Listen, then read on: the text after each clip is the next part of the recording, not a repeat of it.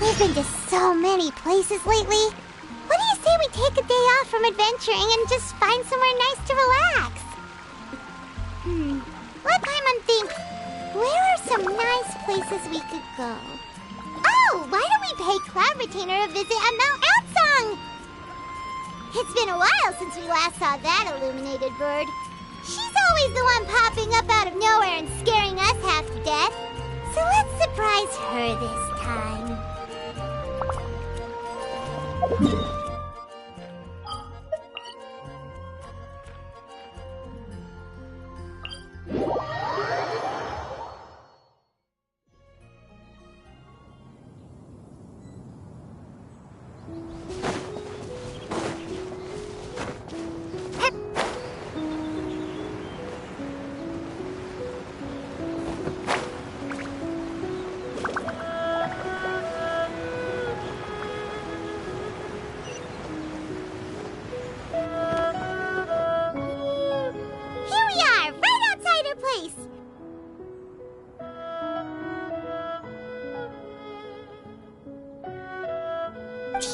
Remember the first time we came here?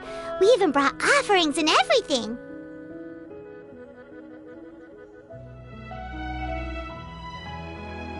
And when we told her that Rex Lapis had been assassinated, she immediately threatened to squash Liyue Harbor. Paimon thought she'd be impossible to get along with. But now that we've spent some more time together, she's really not like that at all.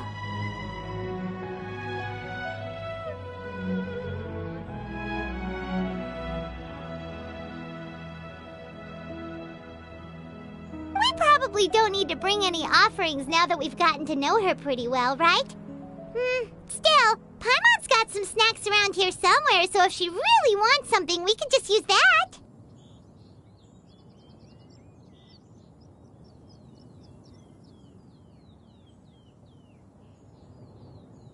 Huh? Traveler? Did something catch your eye?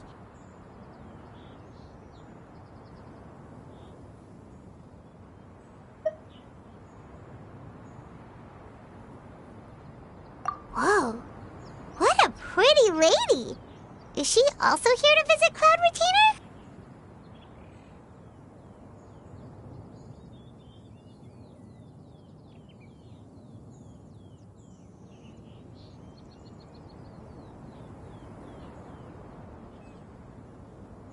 Yeah, you're right. All it takes is one look and you can tell she's someone special. As expected of that bird lady, really. She must have a whole bunch of Adepti friends from all over the country.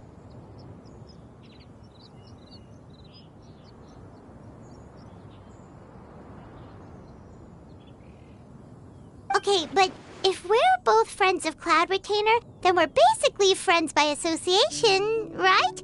Want to go up to her and say hello?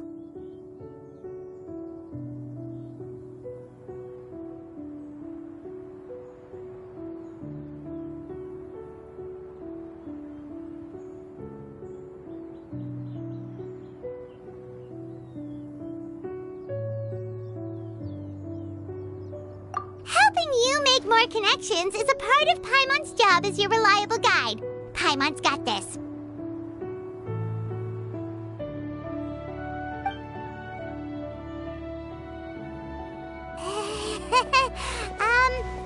Hello.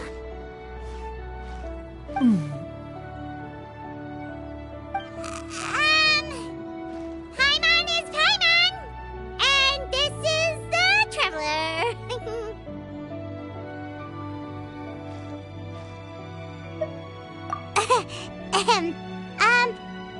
Paimon doesn't think we've met, but we're also friends of Cloud Retainer. May we have the pleasure of learning your name, Madam Adeptus? You two... What is this tomfoolery? Has the shift in form so clouded your eyes that you no longer recognize one anymore?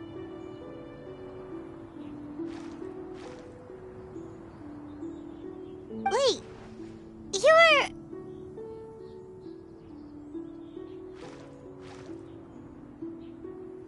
Huh?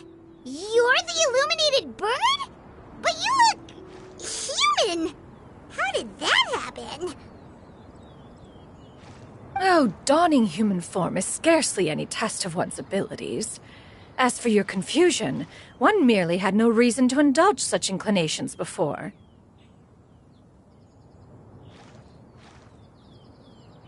So, you're indulging now because? Well, one has made plans to pay a visit to some disciples at Liyue Harbor. Taking on a human form for such a trip is simply a way to make matters less conspicuous.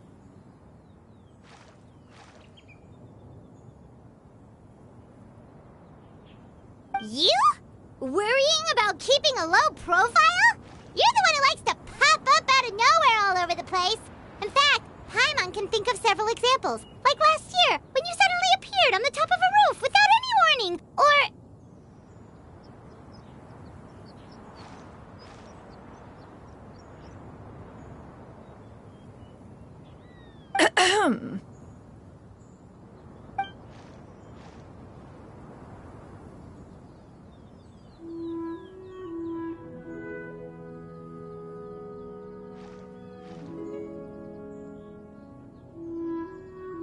Hey, didn't we agree not to bring that up unless she asked?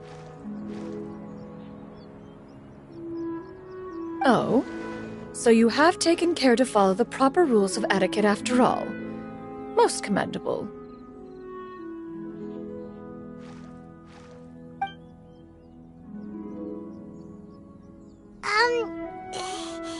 Well, this is all Paimon's got. You don't mind, right? One has never found oneself lacking in basic comforts. On the contrary, it is the gesture that one values above all else. So long as you've shown proper respect and consideration, the quantity or quality of the gift is but a trivial matter. That kinda makes Paimon feel a little guilty for trying to keep them for herself. Anyway, where were we before you reminded Paimon about the gifts? Ah, right! So by disciples, you must mean Ganyu and Shenhe. It's also been a while since we last saw them. Maybe we can come too! One planned to extend the invitation even if you had not raised the matter yourself. Shenhe and Ganyu should be quite pleased to see you again. However, one would first inquire as to the reason behind your visit here. You have cause to seek one's company?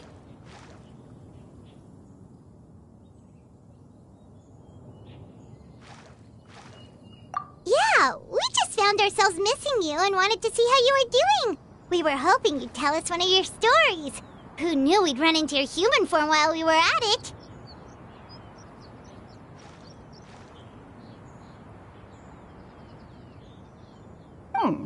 Is that so?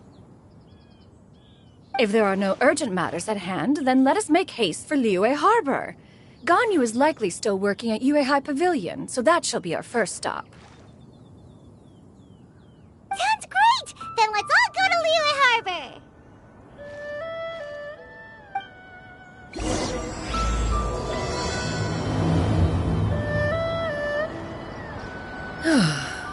Ganyu has been quite busy with work as of late. One can count on one talon the number of times she returns to Mount Aocang each year. Shenhe has also secured employment recently. In her correspondence with me, she wrote that she shall have no need to return for the foreseeable future. Did they think one was so easily mollified? One shall investigate everything with one's own eyes and decide for oneself if their living conditions are satisfactory.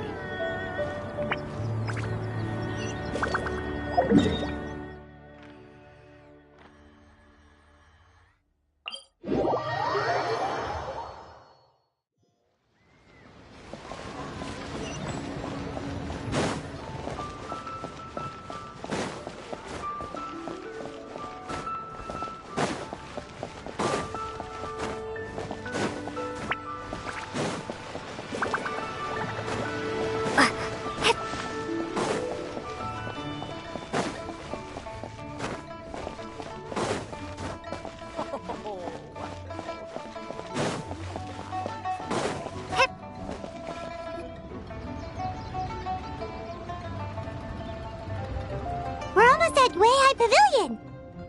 Hey, do you think Ganyu will be shocked to see Cloud Retainer like this?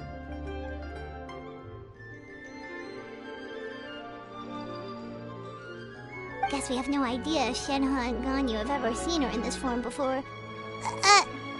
Wait, where did she go?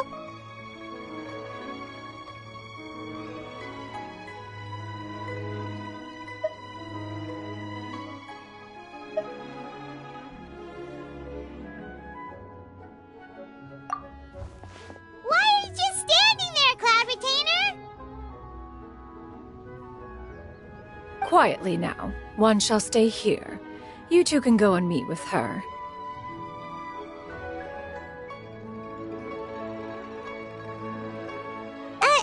But why?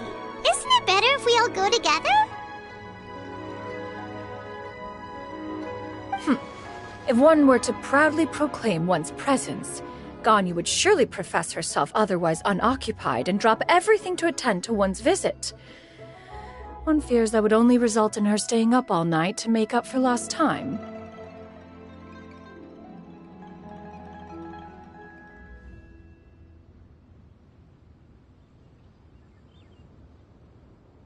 One does not wish to trouble her. Conversing vicariously via you two shall suffice. Do remember to inquire as to her recent well-being. Again, do not mention one's presence here.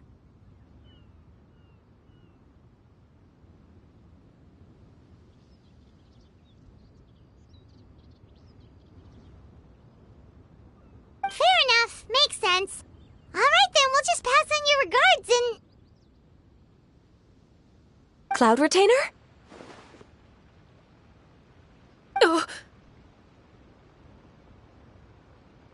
Oh, busted.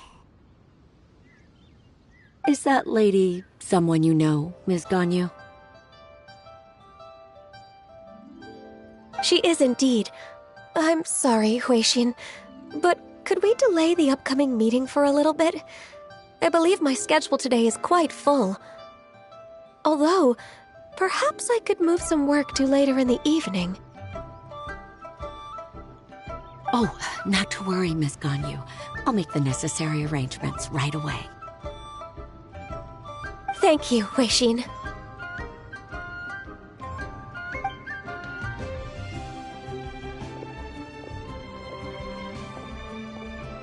It's been a while, Ganyu. Greetings.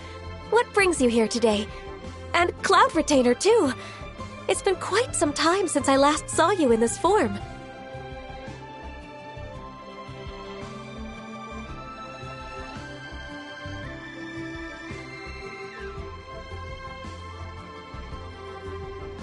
You are quite mistaken. One is not acquainted with this Cloud Retainer of whom you speak. One is simply a mere mortal passerby. Huh? Seems she's not buying it.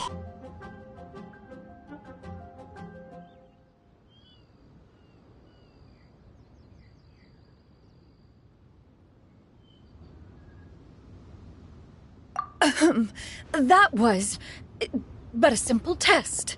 One did not expect you to be able to recognize one so easily, especially after so many years of only seeing one's other form.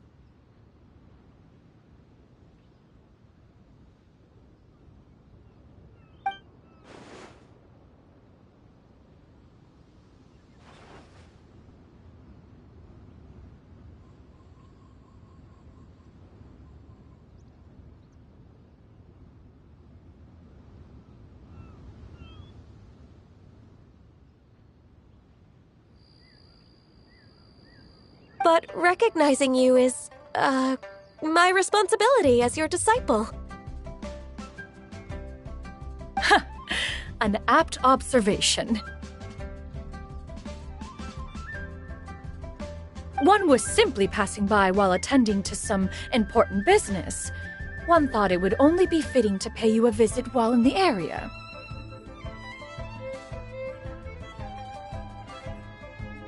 Wait, Paimon wasn't aware of any important... Cloud Retainer's right! we've still got something super important to do, so we can't stay here for too long today. Oh, is that so? But it's been so long since we last saw each other. One simply desired to see you and had no intention of interrupting your work. A quick conversation should suffice for today. A more involved reunion should wait until you find yourself less occupied. I understand. That should be fine. While one acknowledges the amount of work that you have to deal with every day, one must also remind you to rest. Though Adepti blood flows through your veins, excessive exhaustion will still cause grave harm to your body.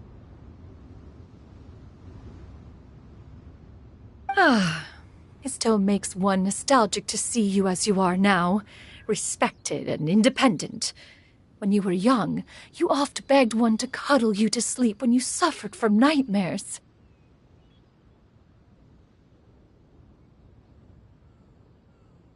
Cloud Retainer! Stop! If you insist. We are running short on time regardless, so one will refrain from going into each and every story. Why don't you continue your conversation? One shall simply stand by and listen.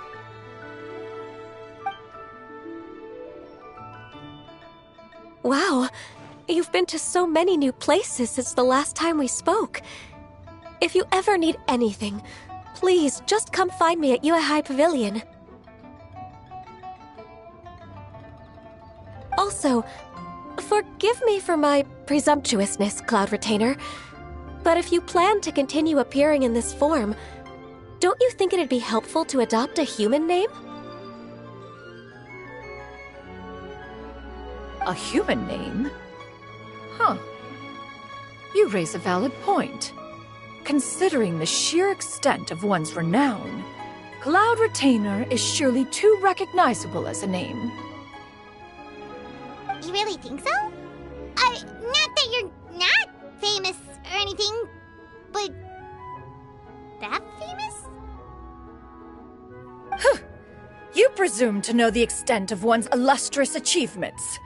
One would hardly think such a thing to be possible. Nevertheless, Ganyu's advice cannot be ignored. From this point on, when in public occasions, be sure to refer to one as Shenyun. Canyon? I assume that's a reference to the full record of Pristine Pavilion. An adeptus of years past would rise with the clouds and rest with the moon. They were enlightened and wise, free and unfettered. The writer referenced Master's name to describe her carefree and spontaneous nature.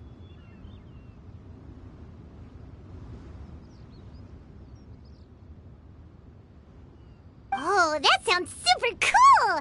Paimon feels like only the most powerful of Adepti could rise with the clouds and rest with the moon. Actually, those lines were originally written to describe Cloud Retainer herself. Huh? Wait, so you're really that powerful? And what of it?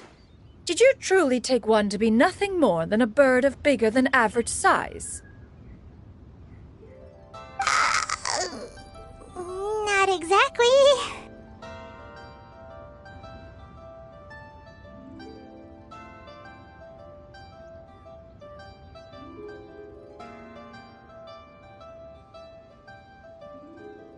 To be fair, Cloud Retainer rarely speaks of her past accomplishments. The tales of her past can only be found in ancient texts. It is said that once, a long, long time ago, there was a severe drought in Liyue. Left with no choice, many people left their homes, while others spent day and night praying to the Adepti. Although I did not live through such tragedy, simply reading about it is enough to gain a visceral understanding of all the pain and desperation during that time. On top of the drought, a noxious gas also began to spread through the land. If not for Cloud Retainer's efforts, much of Liyue would be nothing more than a barren wasteland today.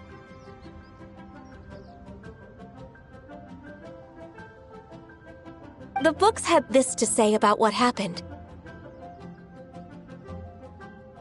Upon arrival, the Adeptus borrowed the wind to retain the clouds.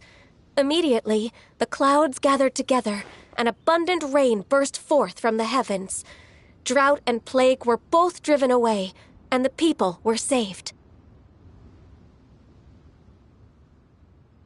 Wow, that's incredible! Mortal records add embellishments to dramatize past events. One did merely what one ought, and even if one had not interceded, the other Adepti would surely have stepped in to help.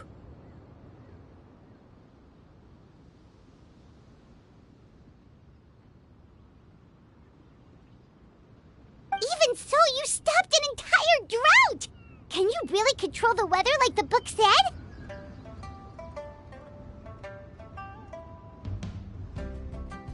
Oh, Paimon suddenly has a lot more respect for you. So it was Paimon's bad for calling you Illuminated Bird before. You're not too mad, are you? How laughable. A name is but a simple label we carry with us on our journey through the world. Why would one be offended by such a trivial matter?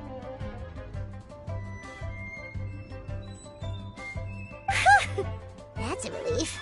In that case, Paimon will continue to call you whatever feels right in the moment. Well, that is quite enough ancient history for now. Ganyu, have you had word from Shenhe? One has heard that she procured a job recently. Have you any thoughts on her workplace? And what, pray tell, of her monthly remuneration?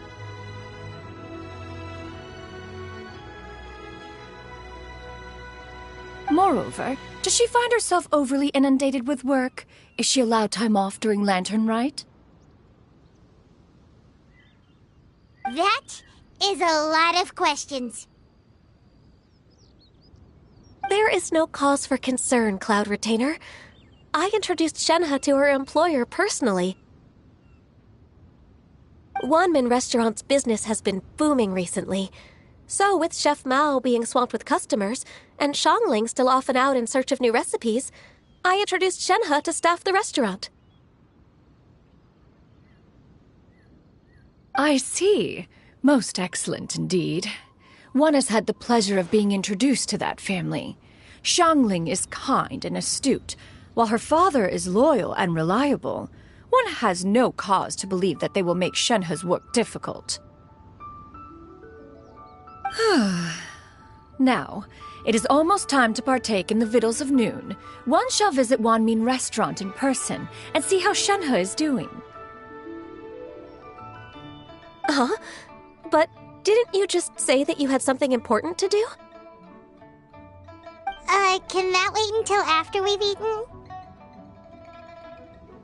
You may return to your work, Ganyu. One shall see to this matter on one's own. There will be many an occasion to dine together in the future.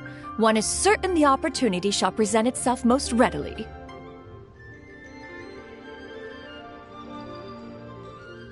Of course, Cloud Retainer.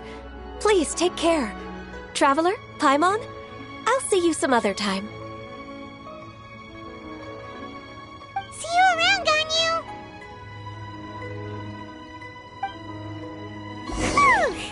Paimon was pretty quick on the uptake there, don't you think?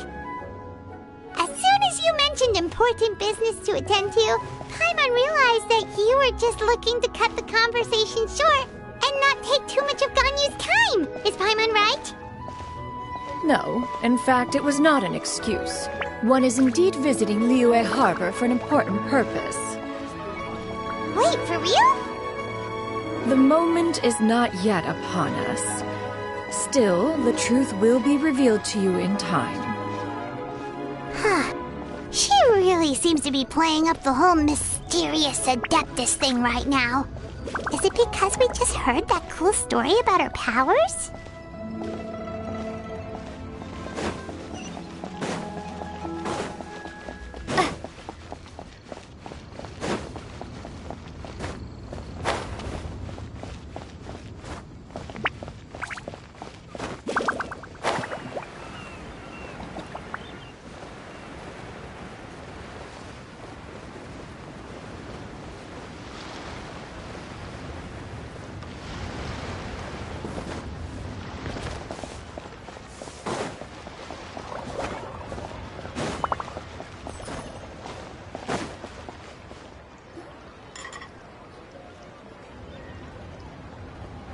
You get what I'm saying, right? Yeah, how can I not? Not even fine food is enough to distract from the presence of a fine lady, eh?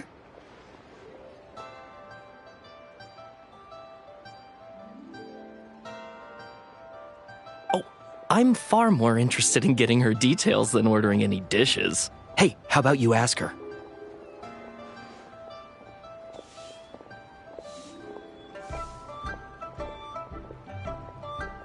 You do it! No. I think you should. Wait, she's coming. What can I get for you today? Greetings, miss. I was just wondering if you'd be willing to... What would you like to order?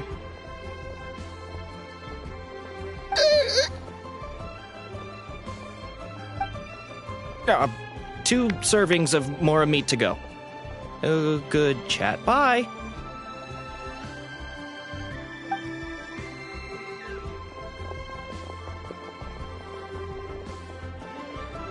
Shenhe! Welcome. It's been a while.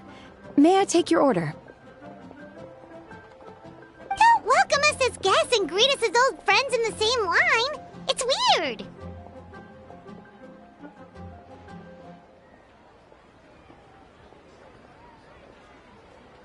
Mm-hmm. Oh, and this is? This is Miss Xinyun. Master? Huh? One does not recall ever revealing this form to you before. How were you able to ascertain one's true identity with such ease?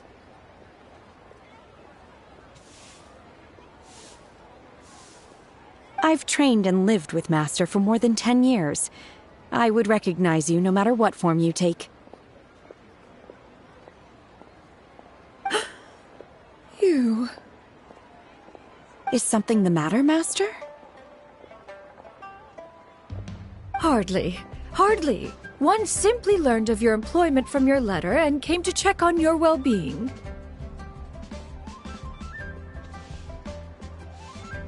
And check out the great food, too! Indeed. It's almost lunchtime. My apologies. I'm still on the clock and can't talk for very long.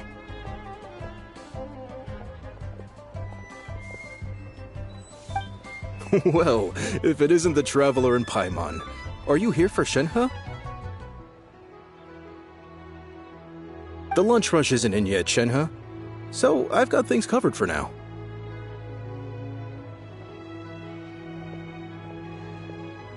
Go ahead, sit down and enjoy some time with your friends. I'll let you know if things pick up.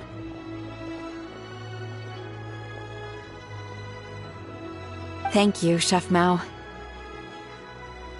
Woohoo!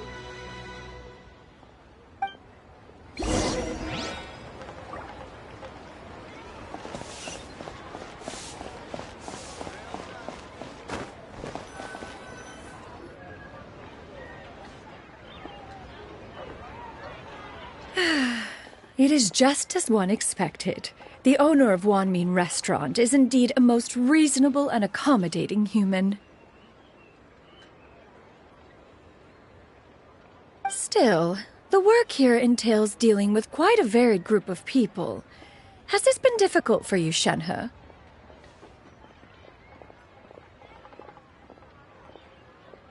It's been manageable so far. I sometimes run into strange people, but I have figured out a way to deal with them.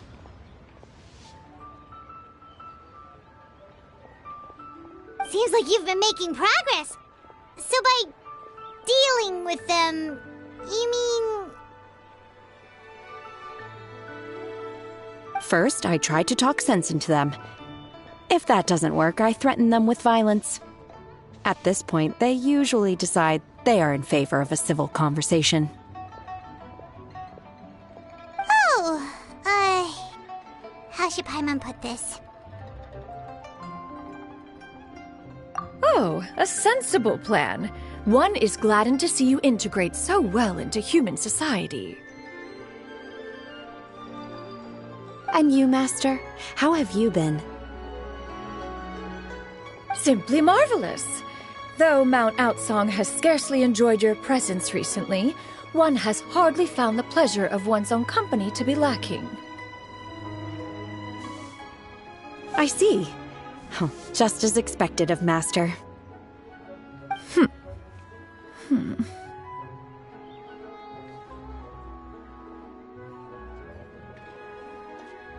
I have missed Master quite a bit too. Even though work has been busy lately, I've already had a conversation with Chef Mao about taking some time off soon to visit Master.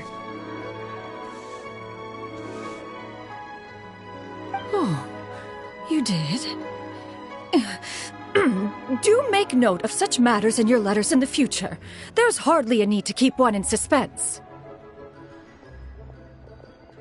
Whoa. Her mood shot up just like that. By the way, Master, since you are in Liyue Harbor, have you had the chance to visit Ganyu?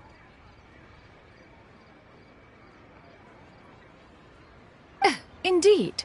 She is similarly preoccupied with her work. There was time only to exchange a few simple pleasantries. Ganyu told us the story of Cloud Retainer's name. It was amazing. We never knew how powerful she was before. I see. In that case, allow me to also share a story about Master's past. Oh? Is that a problem, Master? I believe this to be a good topic of conversation. No, not a problem. One was simply caught off guard. But no matter, please, proceed. One is most curious to see how much of one's own conversational prowess you possess. Master once participated in a race against Mooncarver. After Mooncarver lost, he insisted that Master's ability to fly gave her a natural edge in such a contest.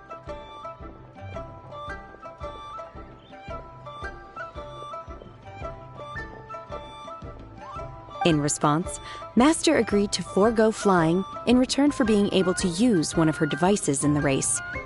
Mooncarver accepted, only to find Master with a brand new device on the day of the contest.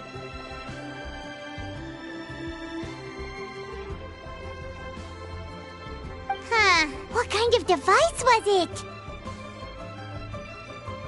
It was a mechanical vehicle made out of iron. What was it called again? Oh, an electro-powered bicycle? Oh, you refer to the bicyclical Thunder Flashmobile. One spent 49 days conceptualizing and crafting it. It need only be infused with adeptal energy, and it can cover thousands of miles in one day.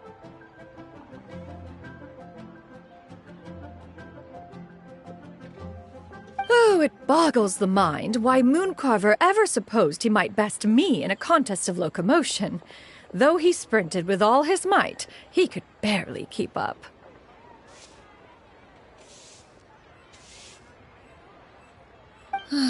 Alas, the one flaw of my mechanism lay in its weakness against mountainous terrain. One was thwarted mere seconds from victory, when it was thrown off course and failed to make it across the final stretch. Truly a most unfortunate turn of events. Anyway, do go on, Shenhe. Master, that was the end of that story. Is that so? With you gone, one has seldom felt the desire to call upon those old fossils for another contest. What is a race without spectators, after all? Have you been lonely, Master? Lonely? At one's age, entire human generations come and go in the blink of an eye. Even one's own self-directed musings can span several days and nights. 'Tis a most foreign sentiment. The mere mention of it is preposterous.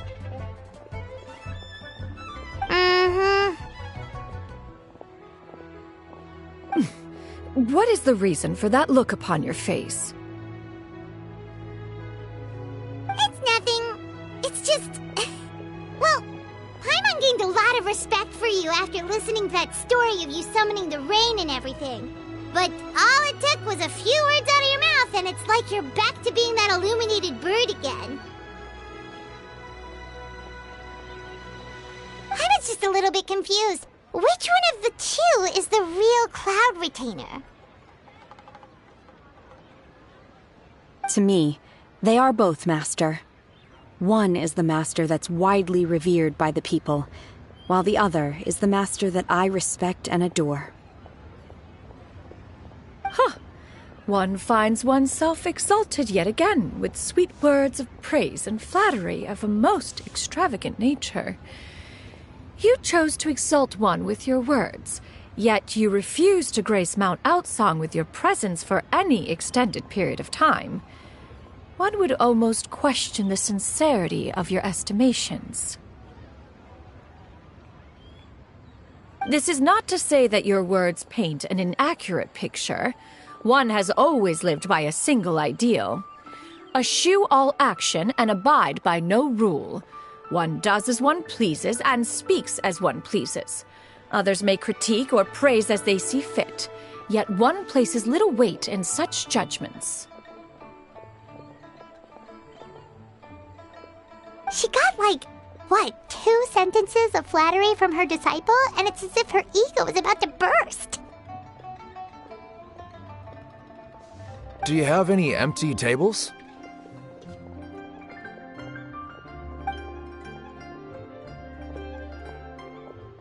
Hey there, could we get another fish stew?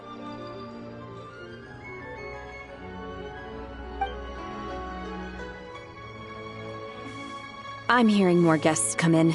I should get back to work.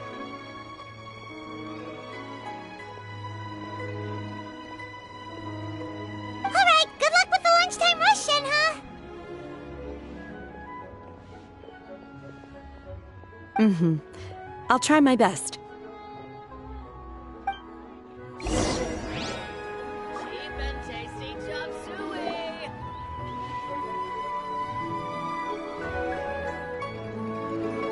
So much yummy food! Paimon's gonna feast!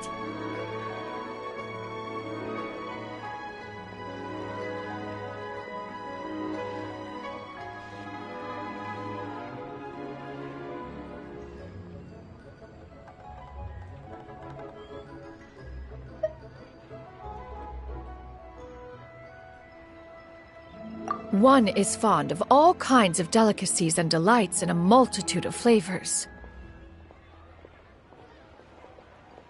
The dishes here demonstrate no shortage of culinary skill. Their unique flavor profile has left one more than satisfied.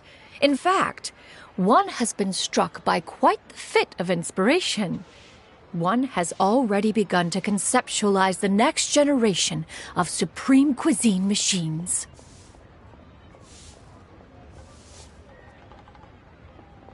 Everything's so tasty! A bit too hot at times, but still super tasty. I'm sorry, miss, but our tables are full.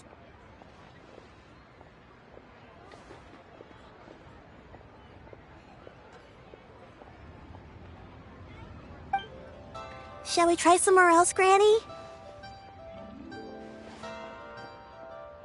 But it smells so delightful. Can we really not eat here? My poor legs can't go on for much longer.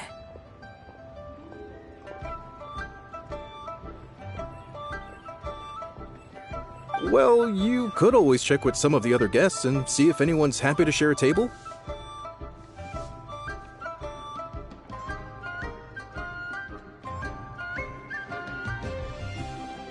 Okay, I'll ask around.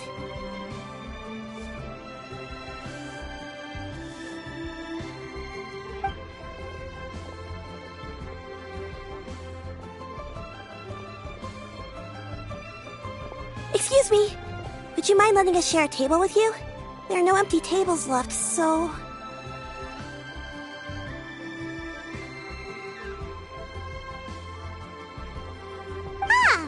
Paimon doesn't mind. What about you guys?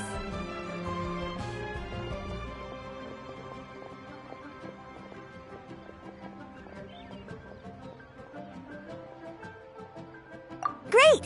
Thanks so much. My name is Shuyu, and this is my granny, Yuendai.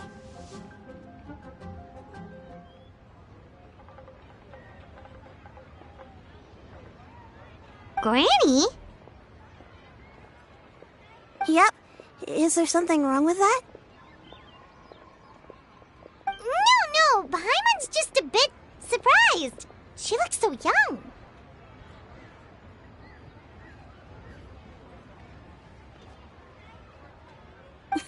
Yeah, a lot of people compliment Granny on her youthful looks, but she's actually much older than she appears.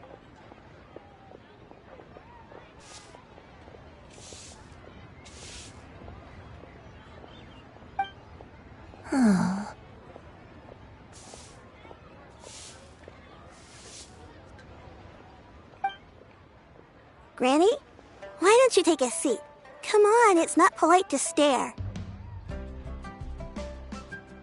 Huh. Have we met before? No. Tis a fated meeting, then. Please, take a seat. What would you like to eat, Granny? I can order for you. I want braised earthworms.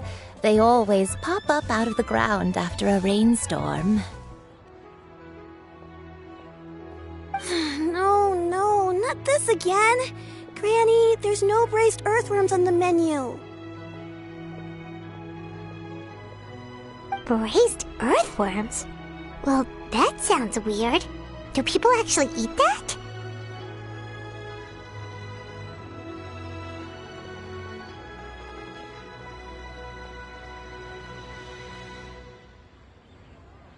Right, that's what Paimon was thinking too.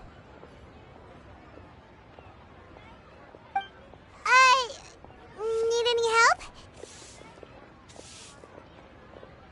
Help? Oh, do you mean with Granny? Thanks, that's nice of you to offer. Granny has pretty bad dementia, so her memory's getting worse all the time. She's always saying things that sound kinda confusing.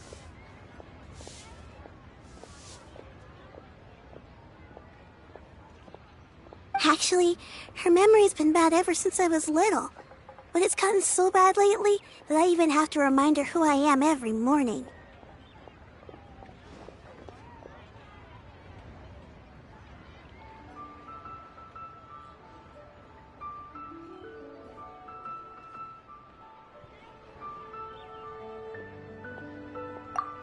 They died young.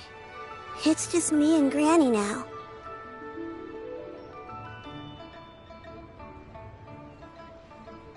Oh,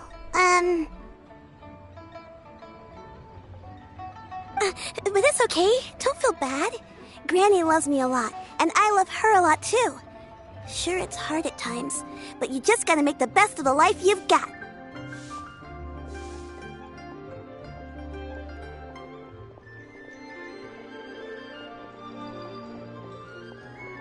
Wow, you're really tough for your age, kid. You're too kind. And me? Oh, what about me? You're tough too, Granny. Plus, you're really gentle, and you're always there for me. Yes, and it's hardly as if I forget everything. I still remember the important things. Wait, what was that really important thing again? Ah, I remember now. It was a dream. I had a dream where everything was dark. Someone was standing in front of me. She told me to come and find her, and that once I'd found her, I would be free.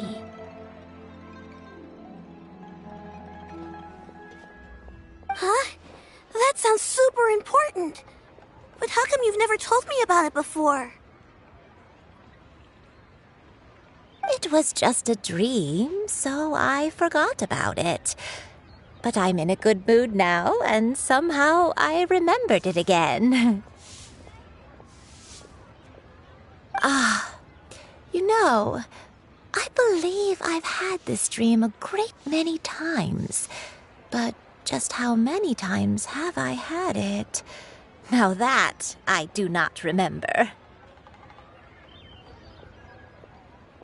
Wait, so you have a reoccurring dream where someone's talking to you? That sounds spooky. Oh, does that mean you're possessed?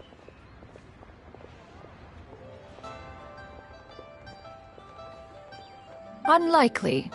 Her eyes are clear and her breathing remains calm and level. One sees no signs of possession.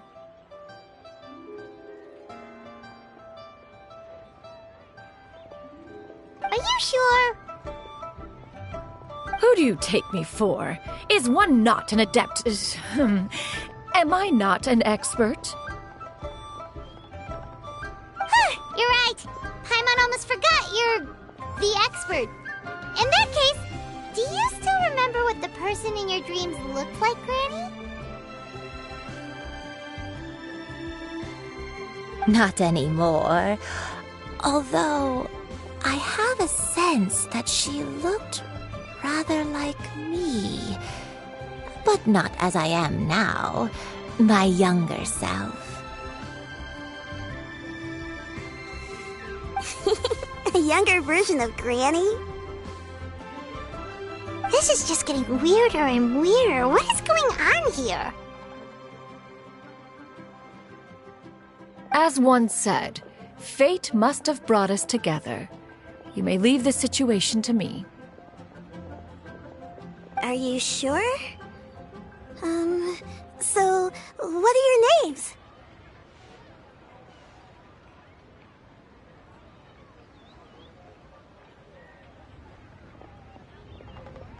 Paimon's Paimon.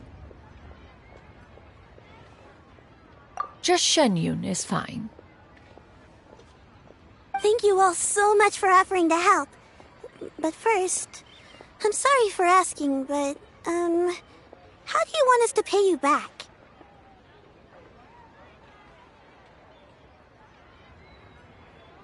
Oh, we don't need any payment for this.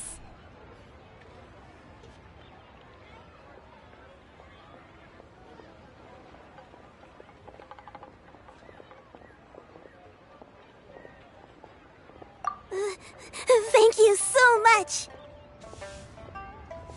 You're welcome.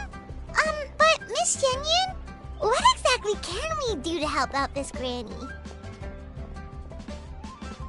we have to go off is that dream. Where do we start? That is elementary. Since her dreams portray her younger self, then we shall retrace the steps of her youth. Once we have revisited those places, her memories will likely return.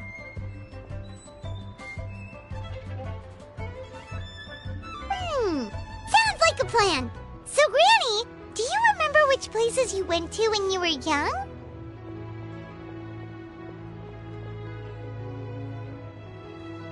Why, of course I do. The heavens above, the earth below, the wispy clouds, and the emerald mountain streams. Okay, taking that as a no. I might have an idea. Once, when I was really little, my dad told me that Granny used to be a martial artist heroine who saved loads of people from a disaster.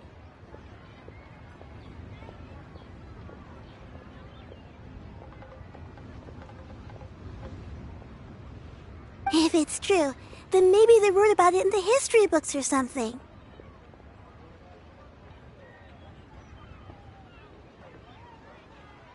A martial arts heroine? Oh, Shinjo knows tons about Liyue's chivalric traditions. If anyone knows about the heroes of the past, it's him. Let's go find him at the Feiyun Commerce Guild.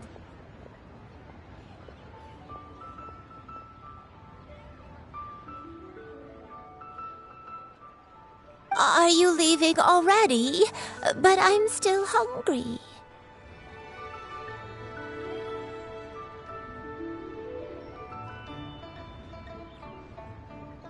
I'll go order some food, Granny. If there's nothing on the menu you especially want, I'll just get a few different things.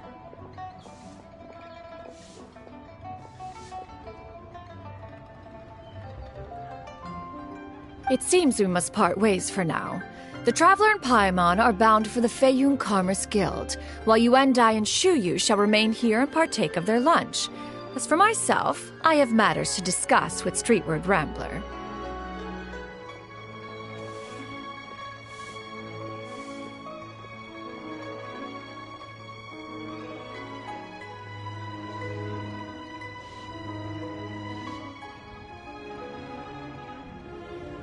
Street Word Rambler? Oh, you mean Madam Ping!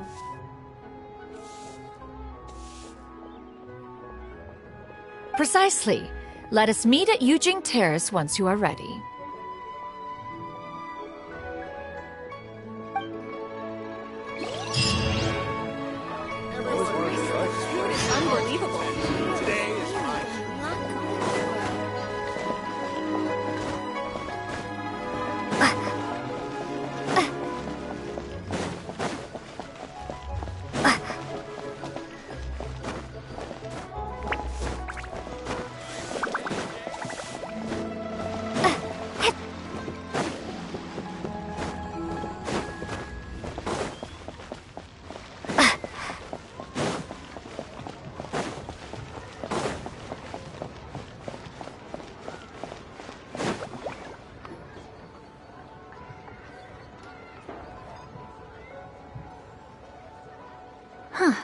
It's you two.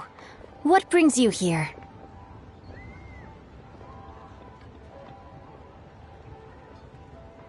Shincho! Great, we found you! We wanted to ask you about something.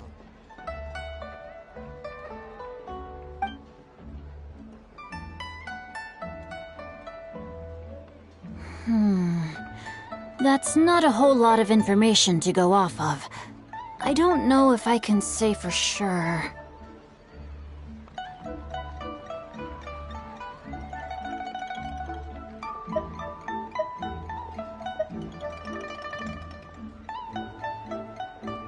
I can't pinpoint her identity from your description alone, but considering her age, I am reminded of a nameless heroine who's been featured in various chivalric novels.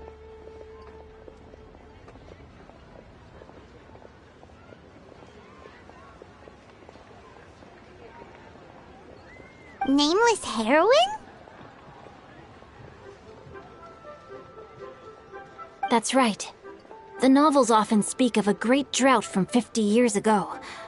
As the people suffered, a nameless heroine appeared and began to clear away evil spirits and bandit camps. The people idolized her, but never learned her name.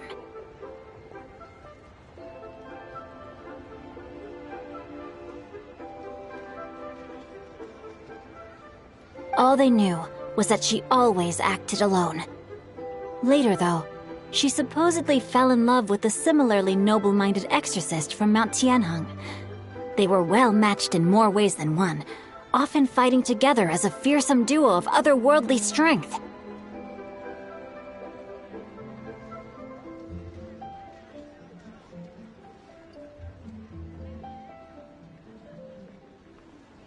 After the drought ended, the heroine and the exorcist left the public eye and began living a reclusive life in the mountains. All that remained were tales of her incredible accomplishments.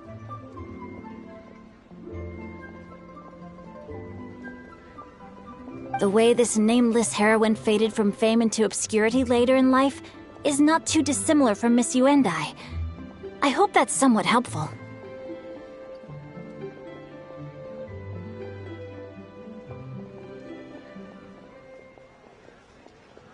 Thanks a lot, Shincho. We knew it'd be worth talking to you. It's nothing at all. Just something I came across while reading. I did do a bit of extra research on her story, but it was just out of personal curiosity.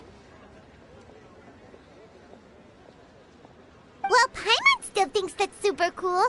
Oh, wait, Shincho, if you've read up on her, do you know of any places often associated with her?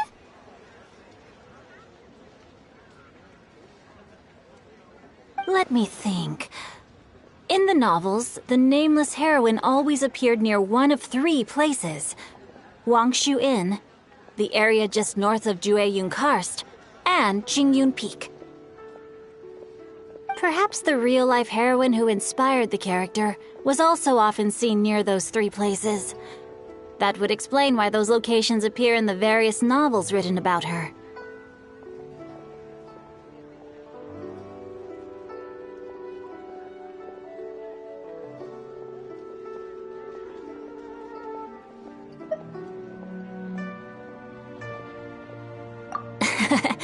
You're welcome. To be honest, I found some parts of the story confusing when I first came across it. If Miss Yuendai was indeed the original inspiration for the character, she may just be able to help me put the pieces together.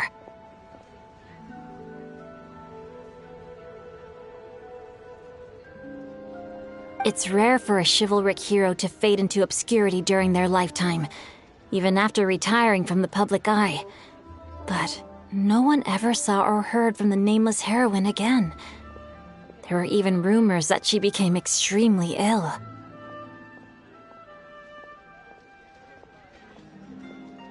I've never understood why someone would go to such lengths to erase themselves from public memory. It's almost as if she was trying to hide from something. There's probably far more to the story than what's been written.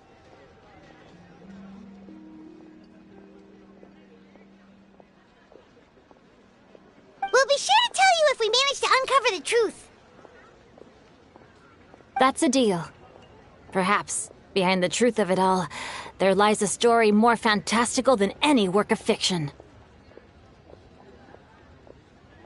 Paimon feels like we just learned so much from Shincho. A drought, a nameless heroine, a life of seclusion. Wait, why does the story sound super familiar?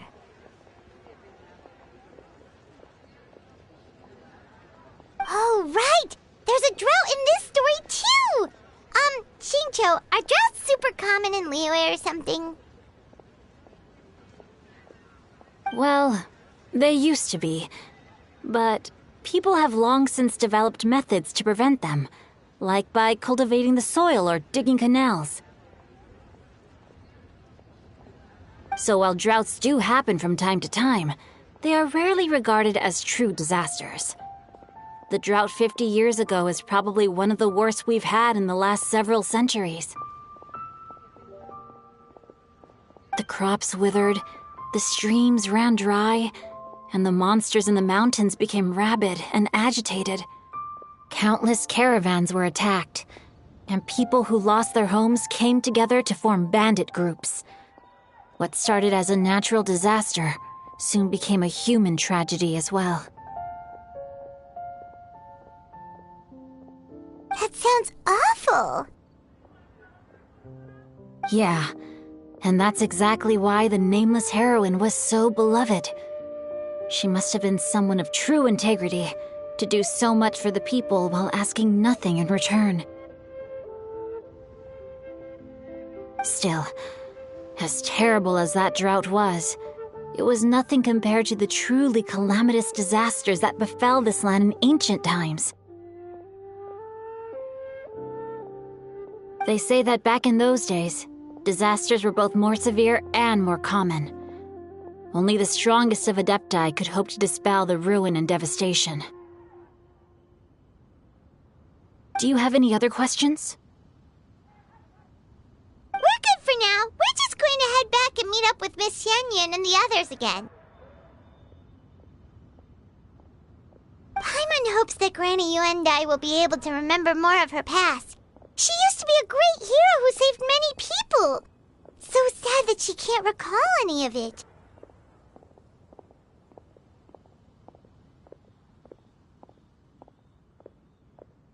Anyway, we'll be off now. See you some other time, Shincho. Thank you so much for your help.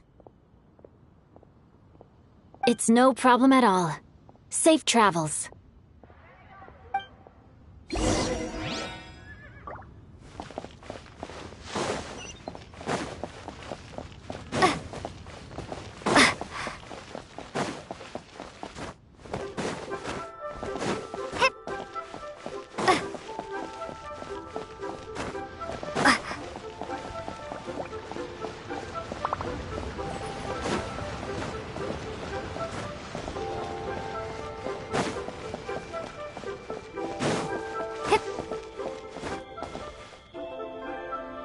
have recorded the tune that you requested.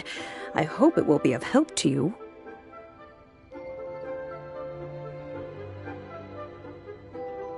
Oh, thank you.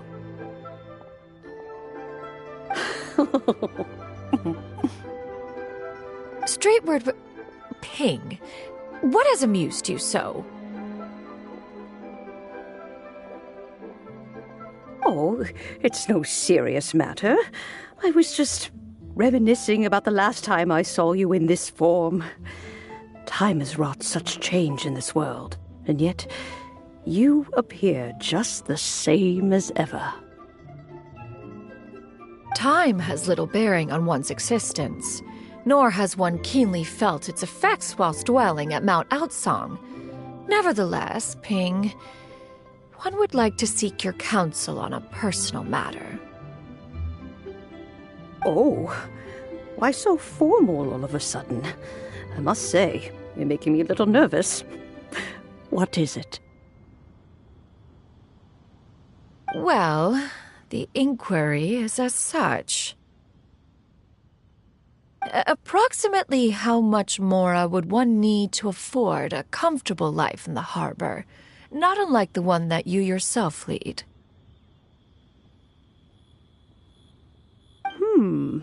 It does not require as much as you may think. Still, do you mean that... Clavitainer, Madam Ping! What are you two talking about? Nothing save for some trivial matters. Have you unearthed any useful details? Shinto has a theory, but let's save it for when Chuyu and Miss Yundai have joined up with us again.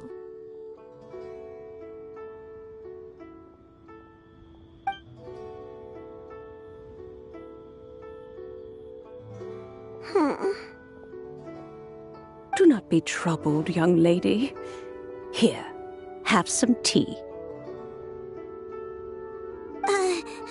Thank you so much. What do you think, Chuyu? Does it match up with what you know of your granny?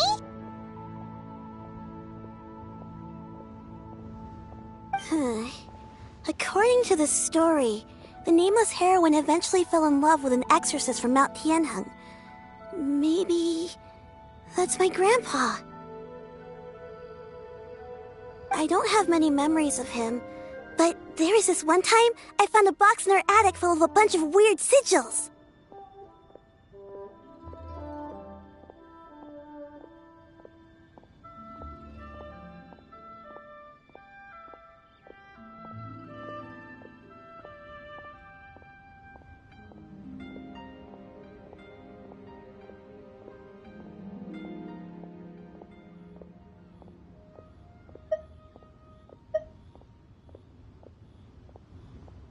I think so too.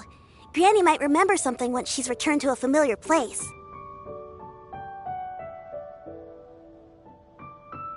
What marvelous tea. I can taste the dew's sweetness in this cup. It's as if I was taking a stroll in the mountains, thoroughly one with nature and at peace. Is that so? Then please drink as much as you like. There's no need to hurry. At our age, it's always nice to slow down and take the time to appreciate pleasant conversation among friends. Thank you.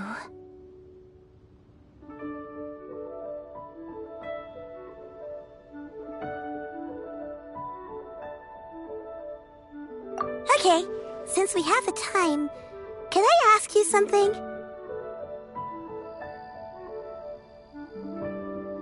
Sure thing. What would you like to know? I have a secret I want to tell you. Let's go talk over there.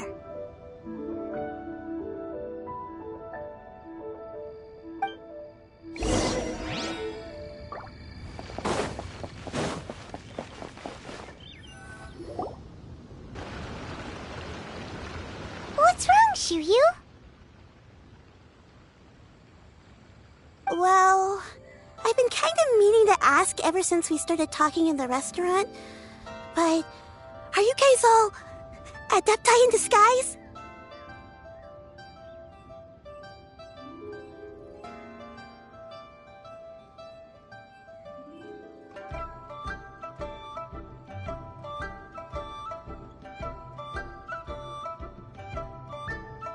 Oh!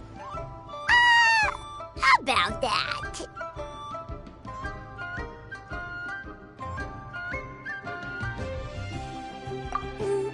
Well, you guys just seem super special.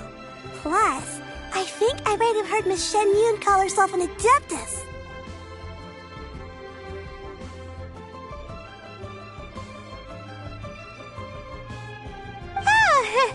Must have been a slip of the tongue. Shen Yun, since you were the one who, misspoke, maybe you can explain to Shuyu here what you really meant by that.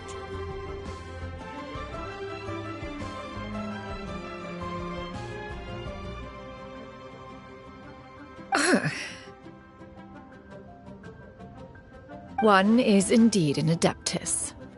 Is that of some concern to you?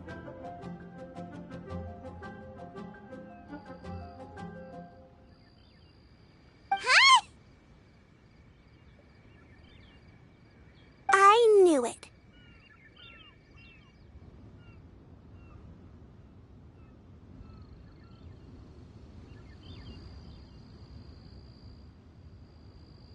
Well, one time when I was a little kid, I saw a pure white illuminated crane.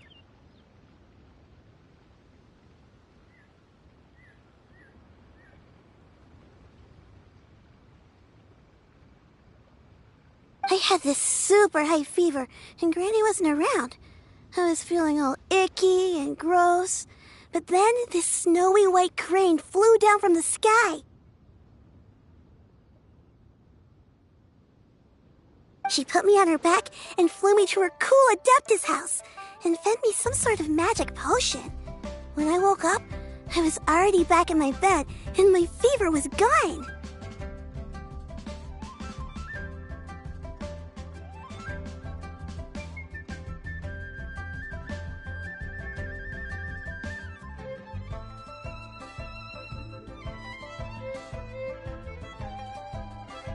I really wanted to thank her, but I was too sleepy to stay awake, so I never got the chance.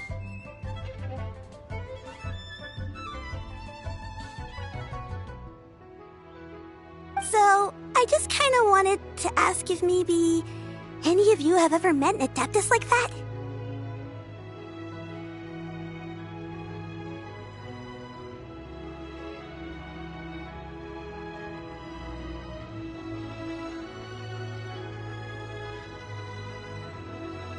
A pure white illuminated crane? The only two we've ever met are blue and white and black and brown. Have you ever met one that's pure white, Claveratina? Never has one met an Adeptus with such features. One surmises such a description is but a hyperbolic embellishment that oft results from narrative accounts. That's weird. Was it really just a dream then? Well, even if it was just in my head, it doesn't matter that much anyway. All I really want is to help Granny recover her memories. I'm really grateful for all your help.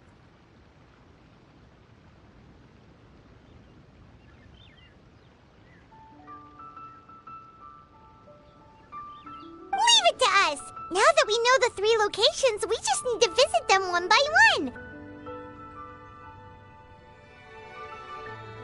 Let's go to Wangshu Inn first. Okay, I'll go get Granny.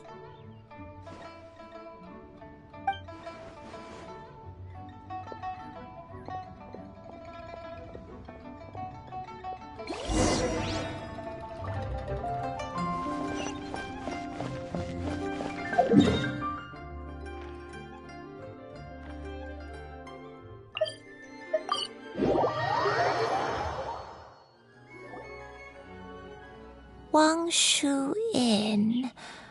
Wangshu Inn. Do you remember this place, Granny? Yes. The fish here is very delicious, and if you look out into the distance, you can always spot a bird that's been left behind by its flock. I believe I used to have a room here. It had a window. Yes, I spent a lot of time looking out that window. Which room was it again? Let me look. I'll come with.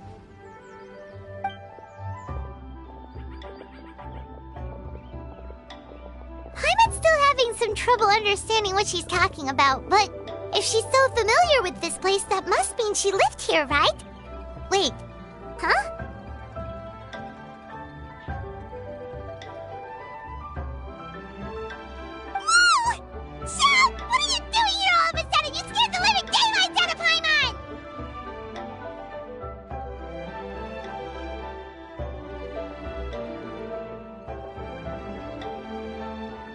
I sensed a non-human presence and decided to come take a look.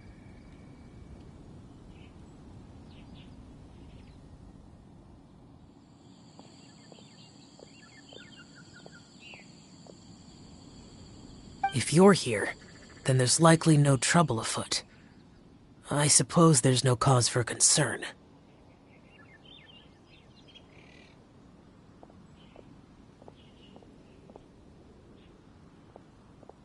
It's been a while, Cloud Retainer. I see you have returned to your previous form.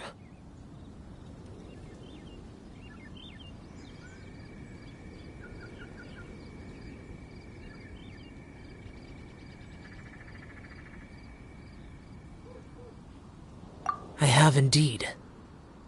I fought alongside her in this form on many occasions during the Archon War. Oh, wow! What was she like during the war?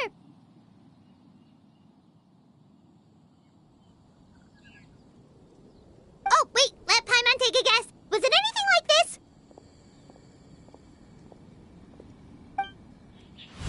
Behold, the glory of one's newest invention, the Bang Bang Continuous Fire Mechanism. Hands up and surrender, or be prepared to face the full might of the Adepti.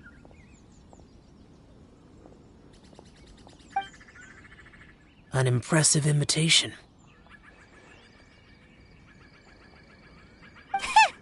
Paimon knows her all too well.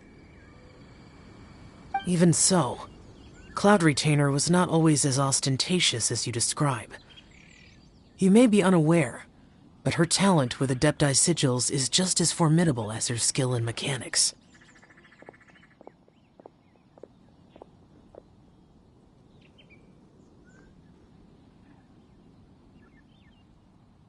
The Archon War reached its peak after Guizhong's death.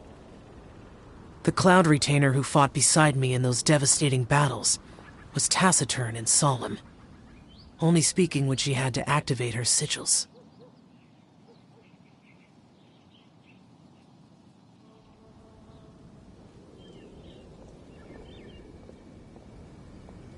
A Cloud Retainer who barely talks? Paimon can't picture it. But what happened after that? If you were so powerful in your human form, why did you decide to take up your bird form again?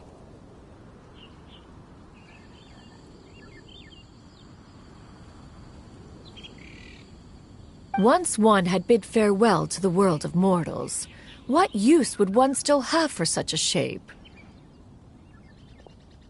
When dwelling between mountain and forest, away from the struggles and troubles of the mortal world, a mortal form is hardly the most fitting of choices.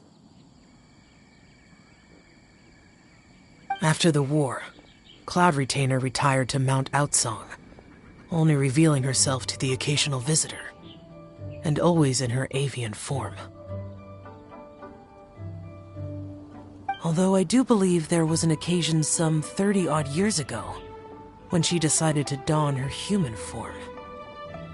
I believe it was for the purpose of One believes there is little need to relive bygone matters. Granny, are you okay? Back then, at this place, Perhaps this conversation should end here. I shall take my leave now.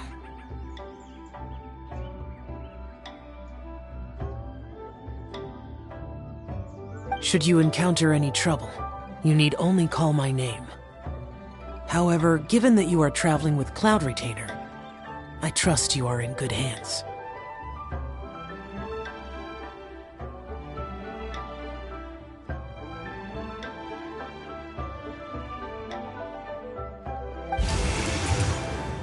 Everyone! I think Granny is finally beginning to remember her past. Slowly now, calm your mind and recount what has been recalled. A long time ago, I stayed here to recuperate from my illness. Huh. So what Shinto said was true! You did fall ill! Was that why you went into hiding?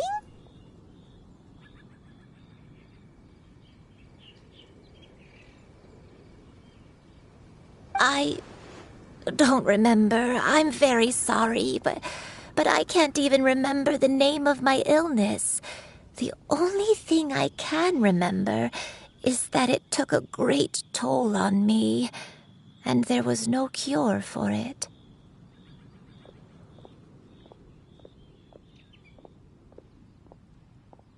I was confined to my room in Wangshu Inn, where I spent many days unconscious. I'd come to every once in a while and stare at the migrating birds outside the window. It was a solemn sight. I remember crying, but I'm not even sure I knew why. One day, I met a traveling merchant. Upon hearing of my illness, he sold me a bottle of soul-revitalizing tea pills.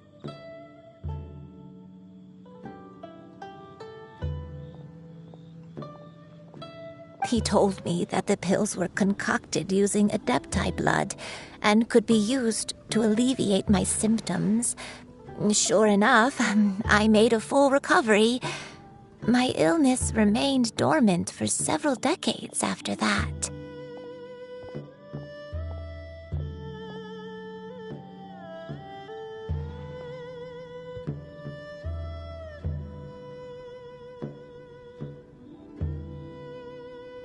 Wait, but if your illness remained dormant for several decades, are you saying that what you're going through now is just a relapse of what happened all those years ago?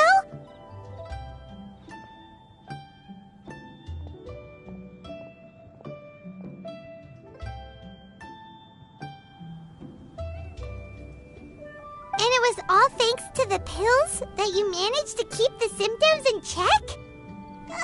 Paimon's brain kinda hurts. Do you remember anything else? I'm sorry, I don't. Oh, if only I wasn't so useless. Hey, you're not useless. You've done so much for me. Watched me grow up. Raised me. How could you say that about yourself?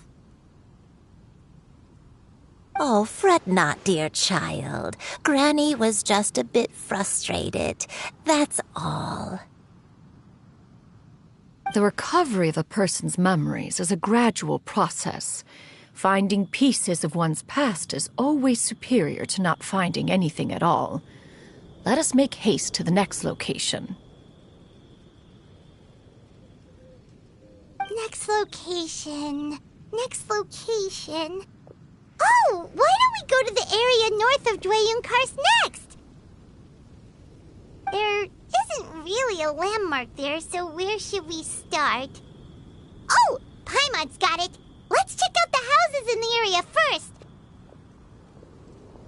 After all, if she was there for any length of time, then she would have stayed somewhere, right? Oh, Paimon's really got her thinking cap on today. At this rate, we'll recover all of Granny Wendai's memories in no time.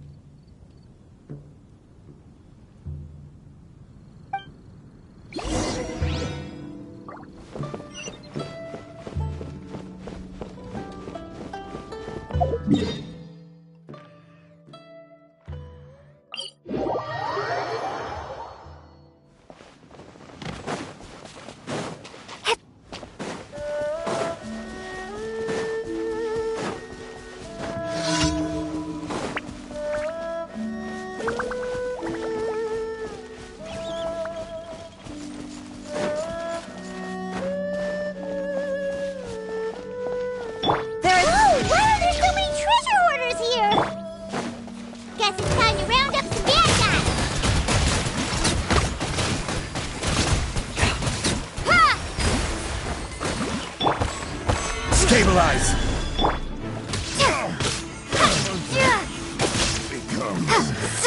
The hunter becomes... Do you remember anything about this place, Granny Wendai? Let me think. I feel like I've been here before. But I don't think I stayed here too long. I might have just rested here briefly before continuing on my way. Got it. That's okay. There are still plenty of other places we can check. Wait a second. If I remember correctly, I believe I brought... Ah, yes.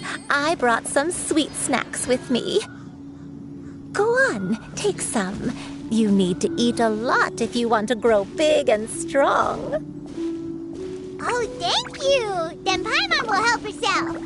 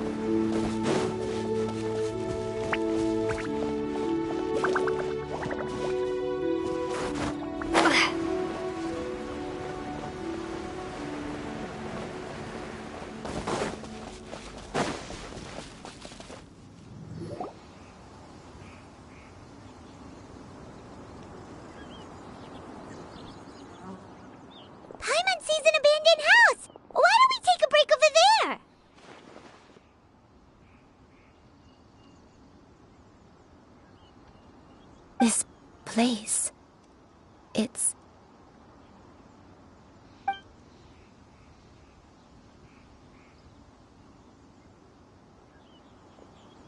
Did you remember something, Granny? I remember. Shuyu, this is where your father was born. It was a moonless night. I had been injured, so your grandpa was supporting me. We fled together with some being in the fog behind us in hot pursuit.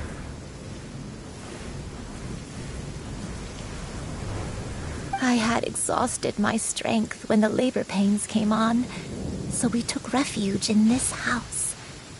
Your grandpa set up a barrier outside, but neither of us knew if it could hold the monsters back.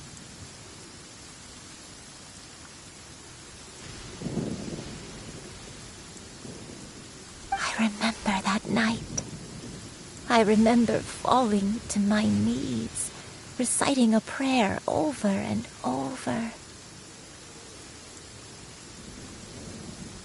I alone am the source of this sin. Punish me as you wish for forsaking my oath, but spare my innocent child.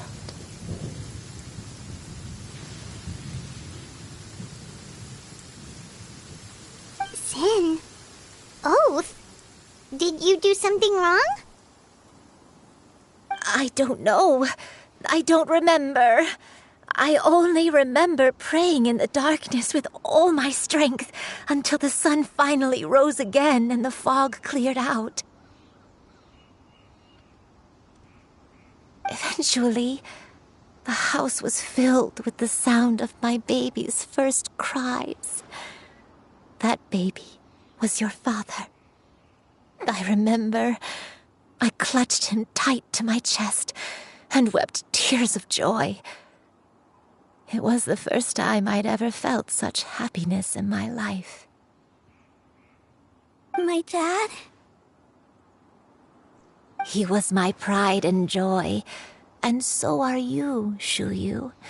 You're so much like him, and I love you both so much.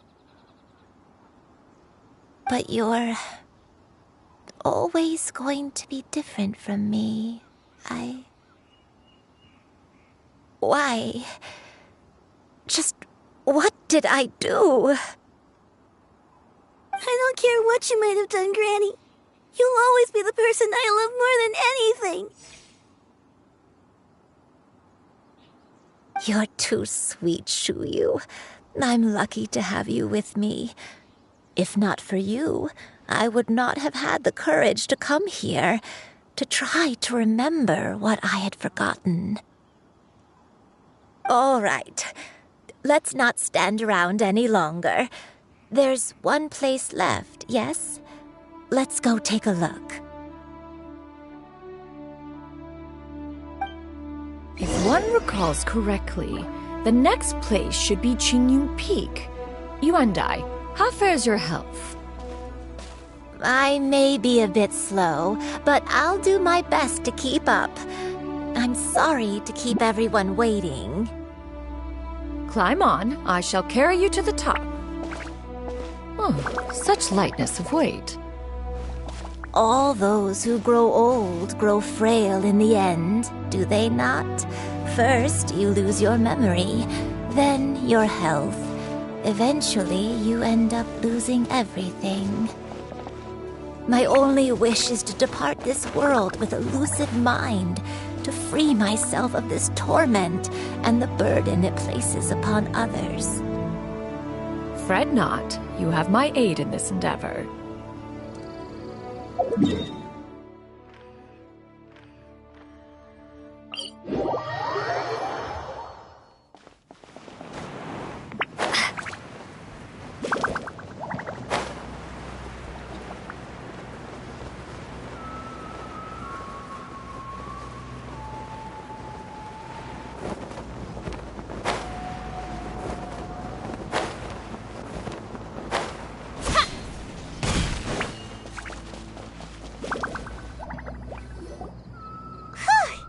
We're finally here. Does this place feel familiar to you, Granny Yuandai? Let me see.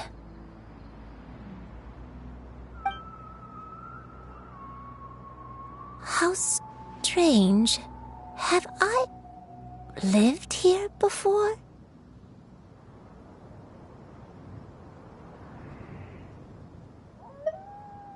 When we were at Wangshu Inn and the abandoned house earlier, though I couldn't remember everything, I still felt a sense of familiarity. I could easily picture myself in those places. But here, I don't have that feeling. Perhaps I did come here in the past, but it just didn't leave a strong impression on me.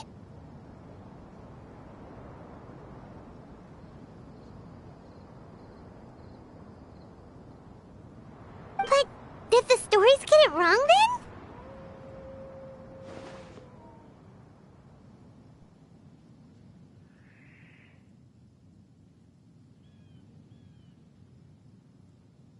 Yeah, that's true. But they're also the only thing we have to go off of.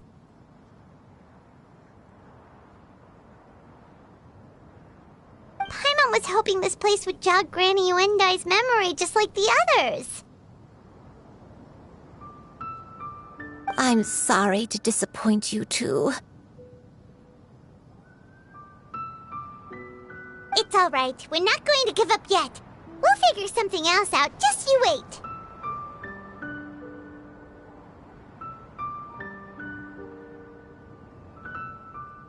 Thank you.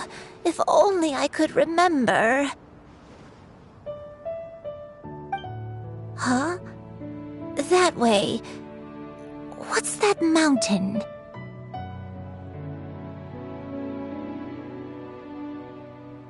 Oh, let Paimon look!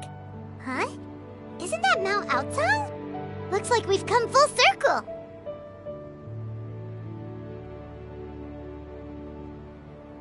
Mount Outsong. Mount Outsong. Granny, are you okay?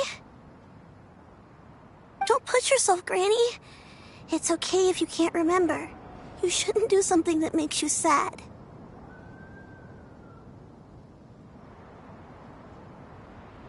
Mount Outsong, What am I really? Mount Outsong holds some familiarity to you?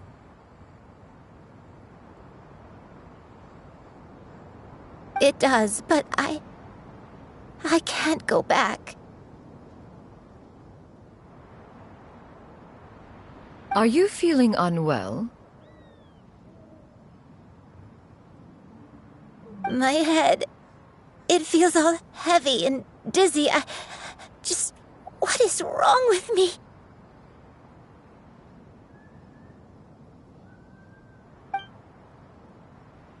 Cloud, Miss Xianyun, is there anything you can do?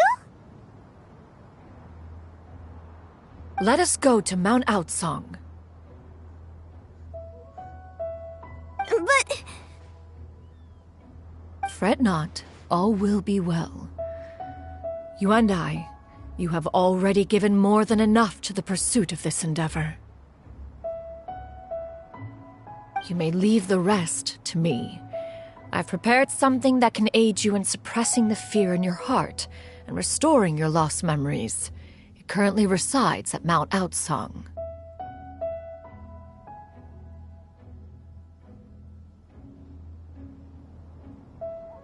Wait, really? When did you do that? I never leave anything to chance. All will reveal itself when we arrive.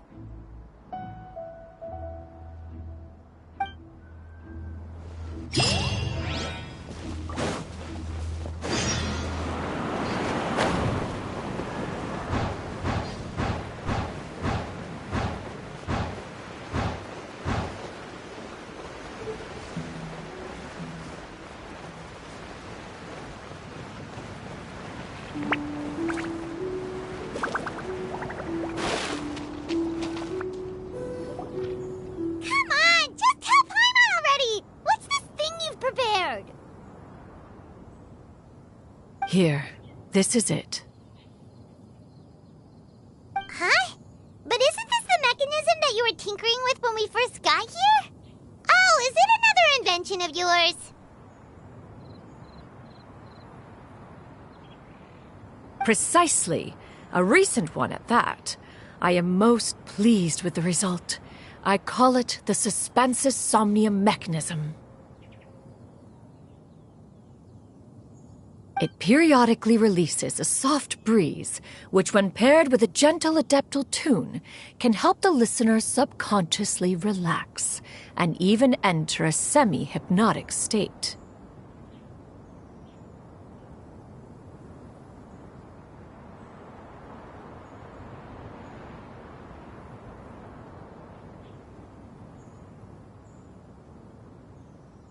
Soothing agitation and anxiety, relieving exhaustion and insomnia, its potential uses are numerous indeed. And of course, it can also aid in the recovery of lost memories.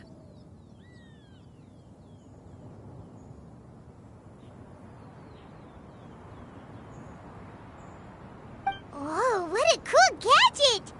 But if you had it all along, why did you keep it to yourself until just now?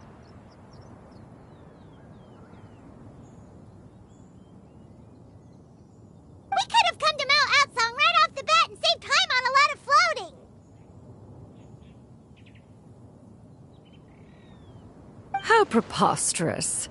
Had Yuendai not recalled much of her past through her own efforts, the device would have nothing to draw upon.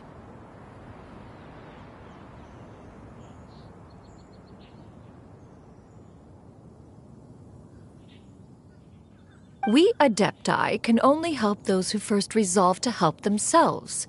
Had she lacked such determination and strength of character, one would have little to offer in way of assistance.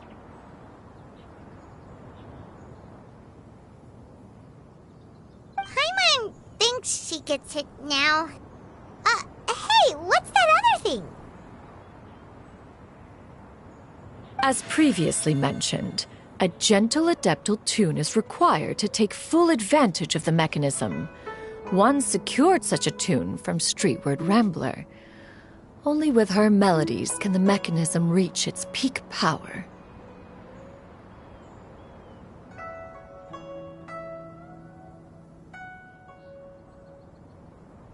Whoa, Paimon can feel what you mean.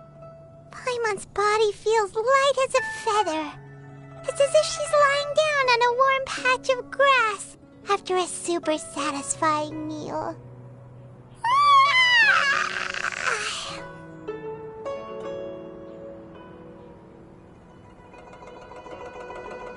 And you and I, is the mechanism helping you to relax?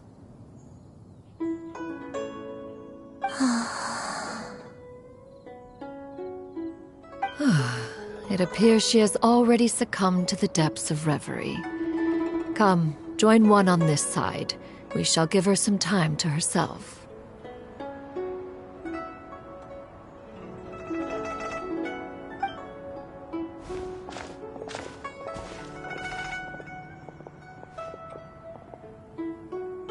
The drought is over. But why do you look like you want to cry?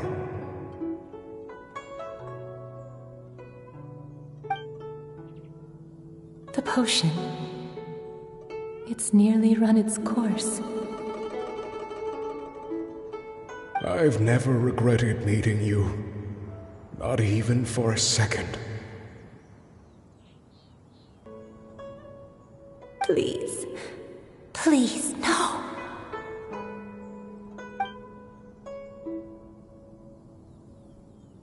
Have you forgotten? This is the world you left behind. One of gentle breeze and morning dew, perfectly straddled betwixt the realms of heaven and earth. This is your home. This is where you belong. You should have never left. The you of the past, the me from not that long ago, we should have never.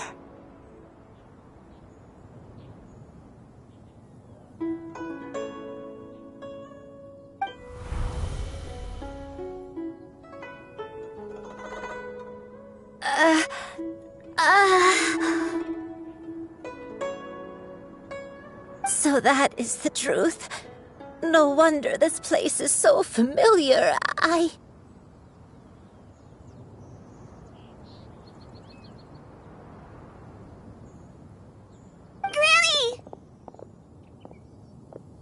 Granny, are you okay? Cloud Retainer.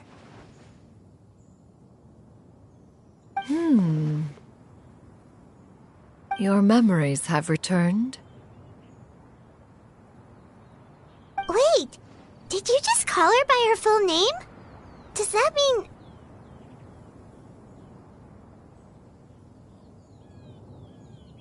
you already knew each other? Yes, I now remember everything. Everything.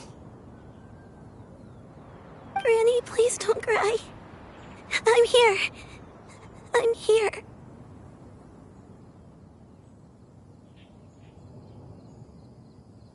Oh, don't worry, my dear child. Granny is fine.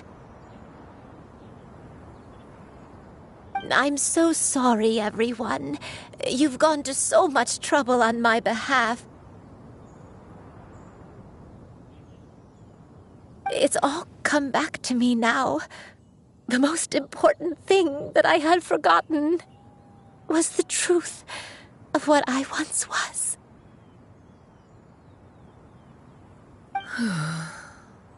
One can sense the guilt that now plagues your conscience. Reclaiming a truth long buried is sure to come with a myriad of complex emotions. Perhaps one should recount the story on your behalf while you compose yourself.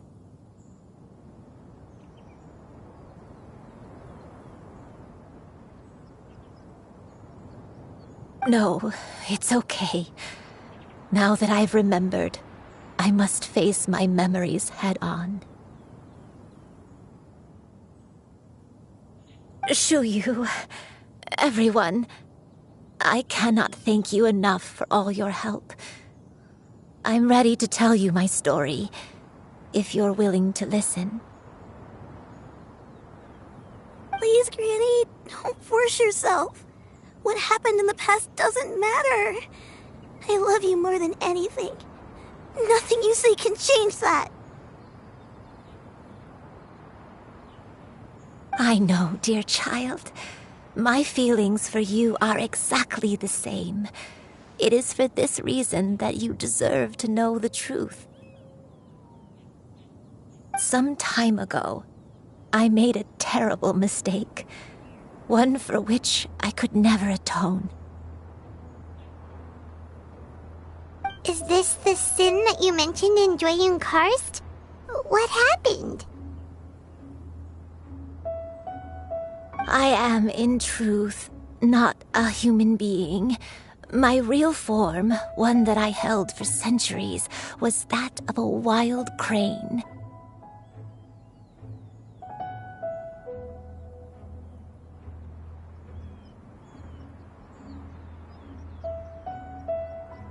I spent many, many years living on Mount Outsong, bathing in the soft breeze and drinking the sweet dew of the mountains. At some point, I somehow gained wisdom and sentience. The Lord of the Mountain, Cloud Retainer, became aware of my existence and began to share many stories with me. She even passed on the secret of cultivation to me. Though she never took me on as a formal disciple, I always saw her as my master. Whenever she took out her tools to work on mechanisms or new inventions, I would also stand next to her and watch. I even contemplated completing my training and becoming an adeptus in my own right. I followed her teachings, and time gradually passed us by. Until that fateful day 50 years ago. 50 years ago?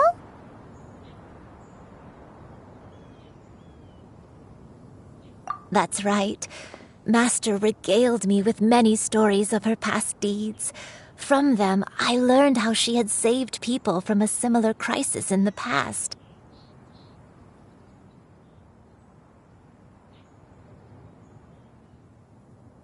She was the one I looked up to the most. More than anything, I dreamt of becoming an adeptus like her. I wanted to travel the land like she had, relieving suffering wherever I went.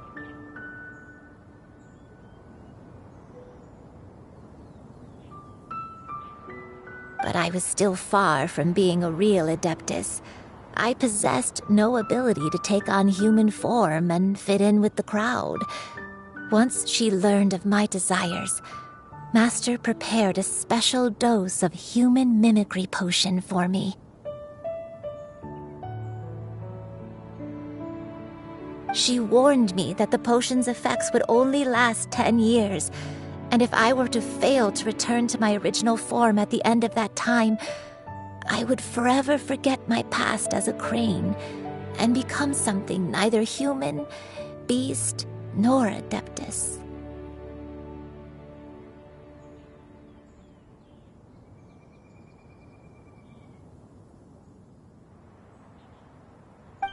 Oh no.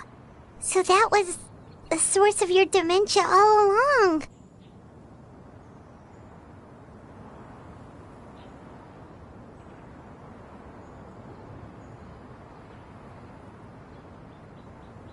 Was it because of Grandpa?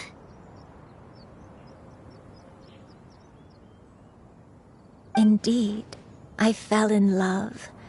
Though he was human, he had spent his entire life training on Mount Tianheng.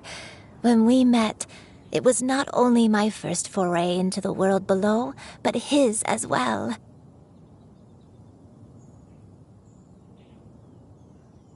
Although clumsy and impulsive as he was, you'd think he was the real strange bird among the two of us.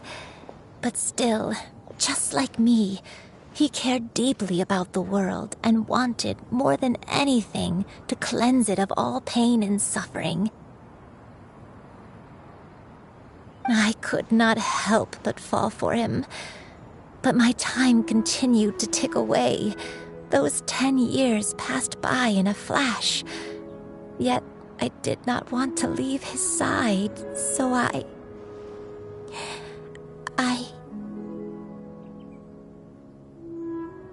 Oh no, what happened next? I committed an offense. I wanted to stay with him, even if it meant living a life full of pain and suffering, even if it meant that I would eventually turn into a monstrosity.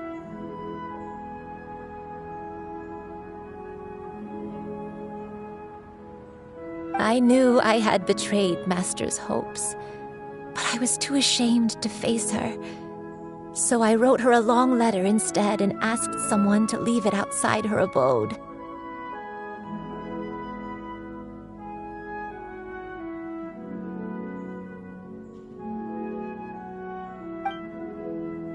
I was convinced that she would not support my decision, and I lacked the courage to speak to her face to face. In my shame, I fled and tried to hide from the world, such that no one would be able to find me again.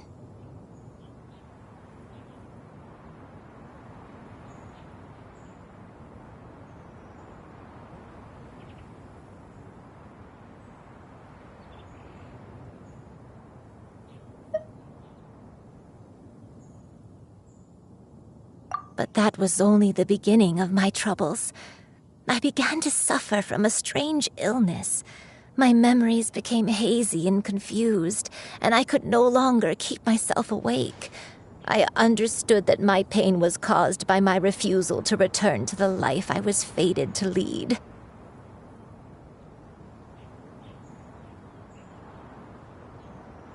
Along with my memories as a crane, I soon forgot the true cause of my suffering as well.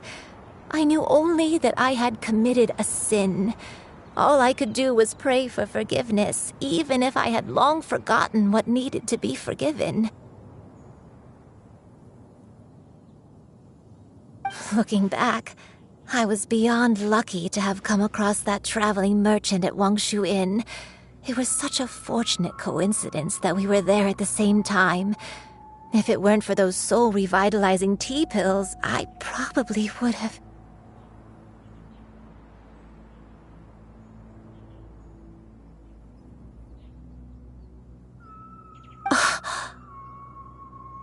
Granny!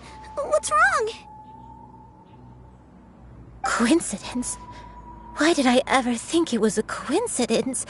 Tea pills concocted using the blood of an adeptus? No, it couldn't be.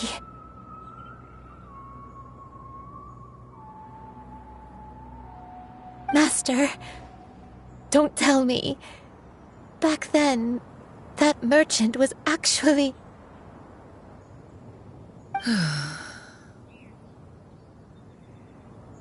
Human custom would dictate the conferral of gifts to be in order when one's progeny is wedded, would it not? Consider the pills a symbol of one's best wishes.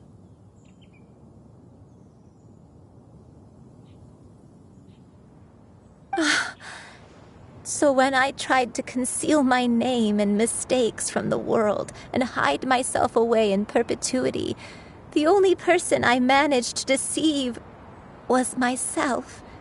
You knew where I was all along. One still remembers when you were but a fledgling. You possessed a certain fondness for a particular game. You would hide yourself among a group of wild cranes and ask one to pick you out from among the flock.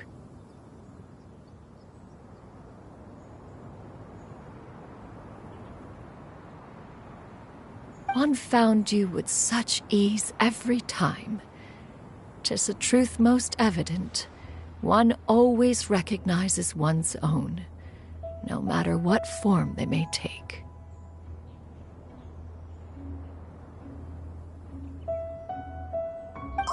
Wait! Paimon's confused! So, Cloud Retainer, you found Yuendai again? But how? When? And what happened after that?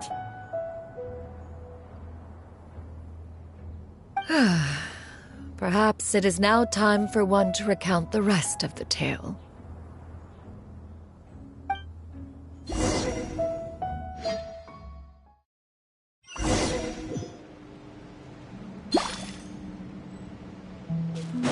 One was furious upon receiving your letter. Seized with anger, one set out to bring you to your senses.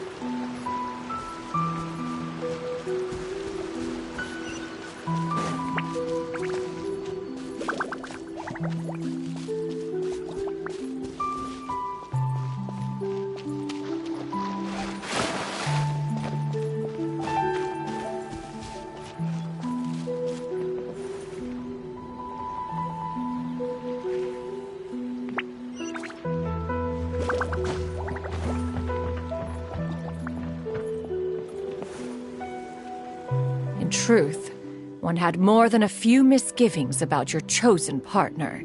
As an exorcist, his talent was lacking. One could hardly say his skill with sigils was any better. But soon, one came to appreciate the devotion he bestowed upon you during your illness. He never uttered a complaint and rarely left your side.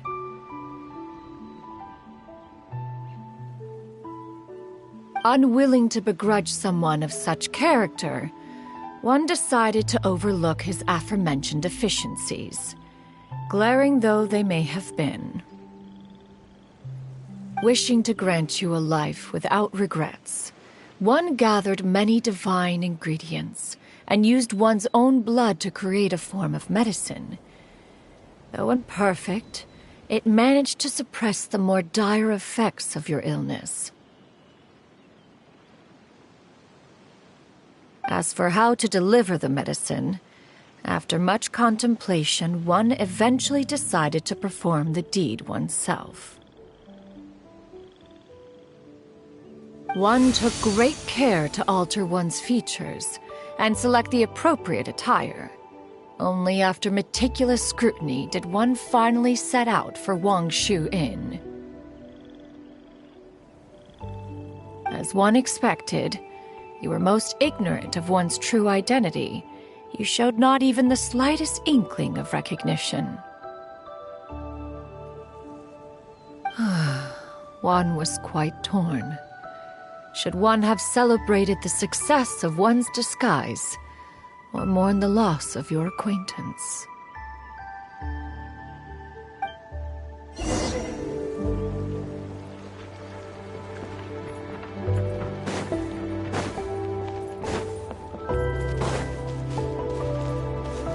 Yeah! Skyward!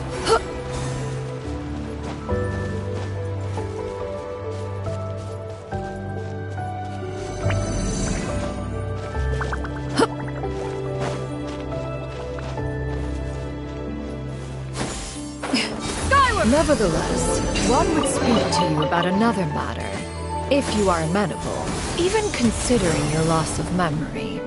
One was simply flabbergasted that you could so easily forget the consequences of consuming medicine infused with adeptal blood.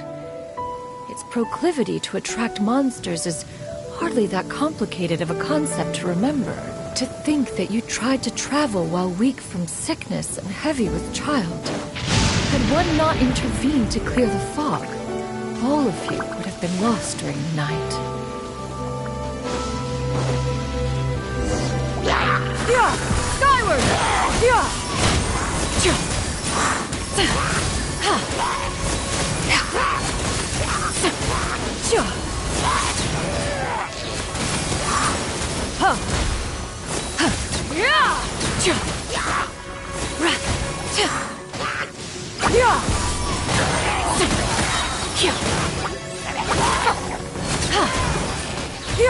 Skyward! Stray clouds converge!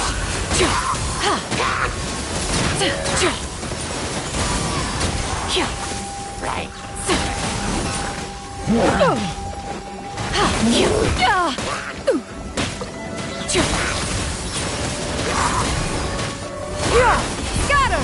Skyward! Seize the skies!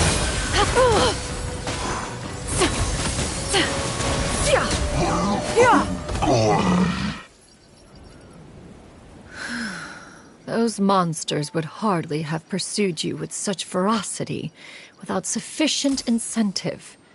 They were likely incited by the presence of godly remains.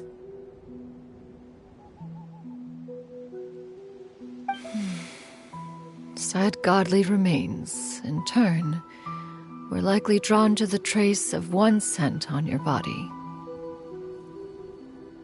One was, after all, an active participant in the Archon War. Some of the gods were likely shattered by contraptions of one's very making.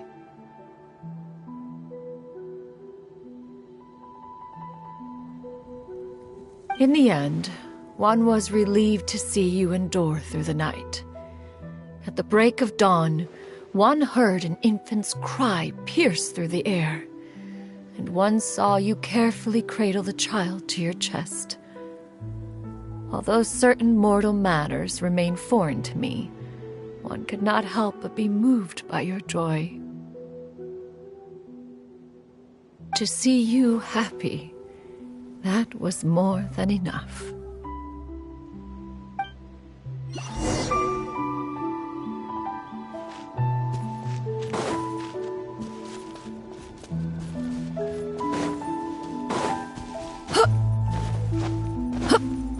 Now you should have a complete understanding of the events. Wait!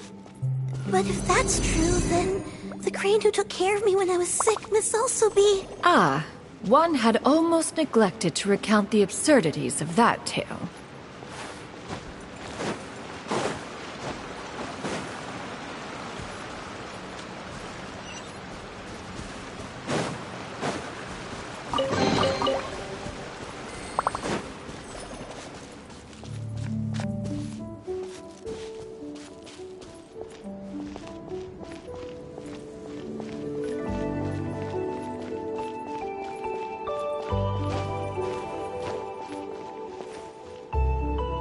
Just as you and I troubled one with her antics, so did you give one many a headache. Upon finding you burning with fever, one made plans to bring you back to one's abode for treatment. However, upon seeing one's form, you began to cry, refusing to get on one's back. When one asked you why, apparently you believed that one could not possibly be a true Adeptus because all illuminated cranes are white from tip to toe.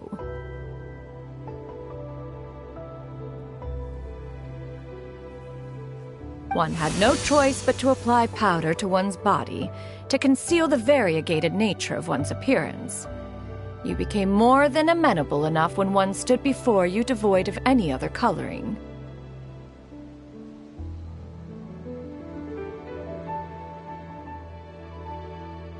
It bears mentioning, however, that as a crane, Yuendai was nearly entirely pure white in color.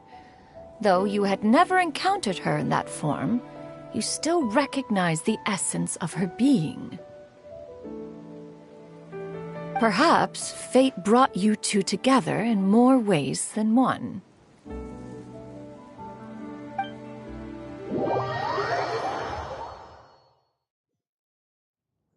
Now all has been revealed. One owes you an apology, Yuan Dai. One recognized you upon your very entrance into Wanmin restaurant.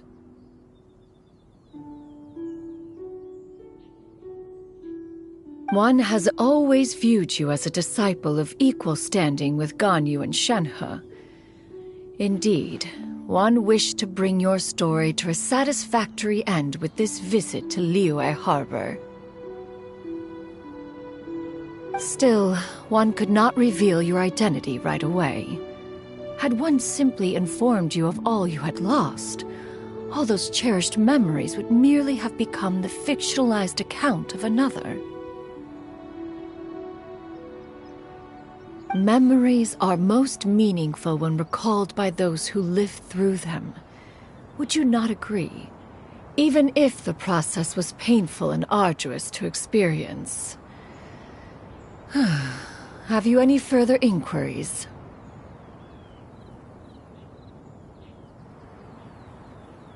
Master, I must ask. If you found me all those years ago, why did you leave me be, even though you knew about my mistake? Why did you not bring me back to Mount Outsong by force?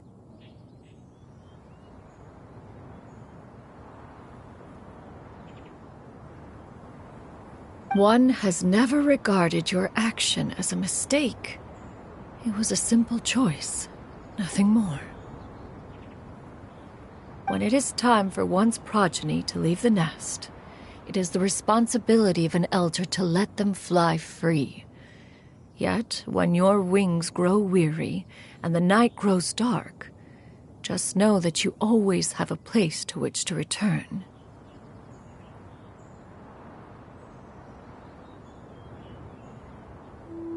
"'Tis a refuge referred to by many a name in mortal writing. Home, nest, haven. Whatever its denomination may be, its essence remains quite unchanged. One speaks, of course, of a place not unlike one's own abode. One's disciples are free to come and go as they wish, yet the door remains forever open to those who wish to return. One rather hopes you count yourself among them." Thank you. Thank you so much. You and I. One expects you too have sensed the rapid deterioration of your condition as of late, have you not? 40 years ago, you chose a path without a future. Though one used one's own blood to provide you with a few decades of extra time, it merely delayed the inevitable. One may have extended the path, yet one was unable to alter its final destination. Even the power of an Adeptus has its limits. Had your condition continued to deteriorate, you would have forgotten your life as a human entirely. In the end, you would have turned into a creature lacking in the ability to even comprehend its own monstrousness. Fortunately, you were able to avoid that scenario by reclaiming your memories. Though one sped the process along by providing some guidance, the result is entirely a reflection of your own effort. So, what's gonna happen to Granny? One will help her reclaim her original form as a wild crane. If it be fated, she may recover her sentience one day. She's gotta go back to being a regular crane, huh?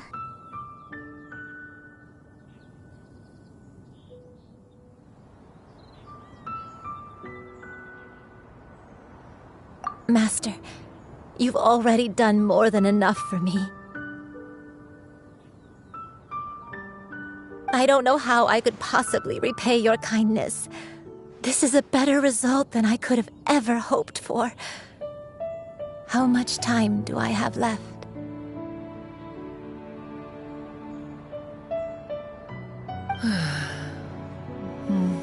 Not long.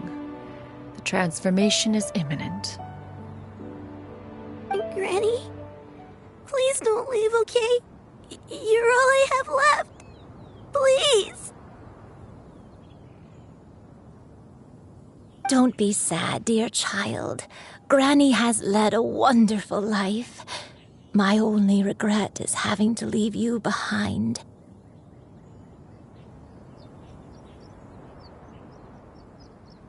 Don't forget to eat well, okay? A growing young lady like yourself needs lots of good food to grow big and strong. Promise Granny you'll take good care of yourself when I'm gone.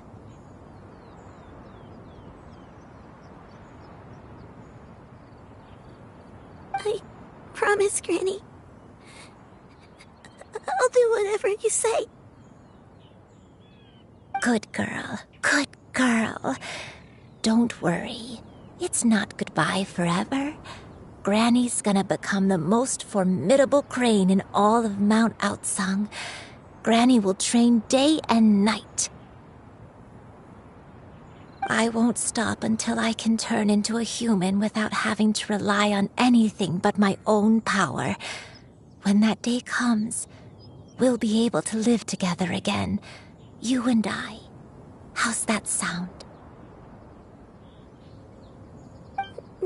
Good. That's a good girl. Even though we won't see each other for a little while, as long as we both work hard, we're sure to meet again someday.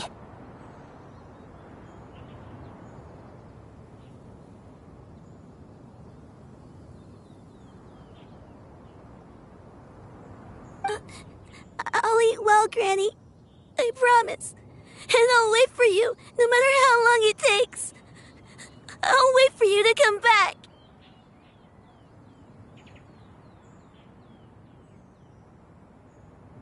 That's a good girl. Then Granny really has no more regrets. I'm so sorry, Master. Thank you for everything.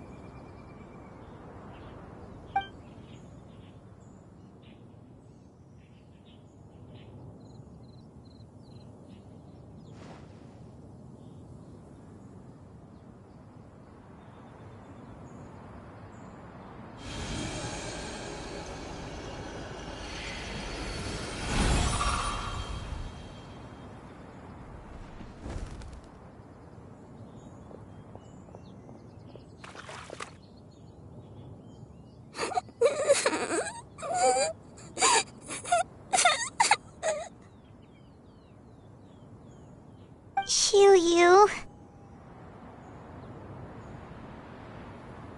Let her be. At her age, crying is a natural, if not fitting, response to such an event.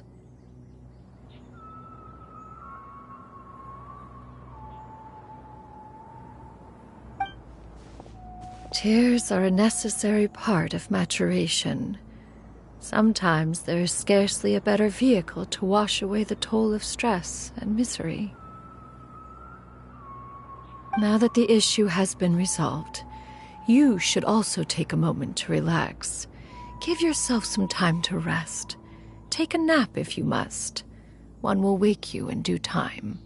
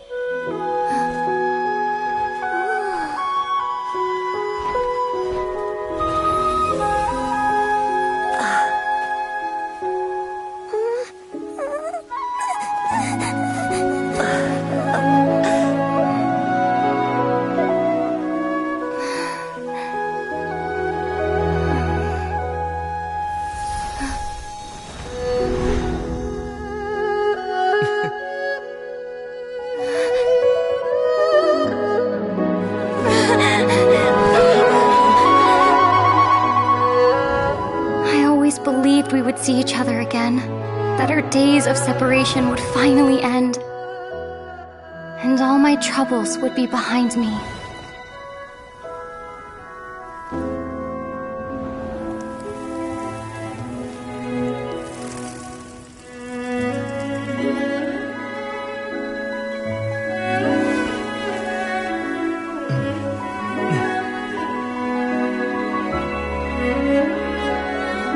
If only things could stay this way forever.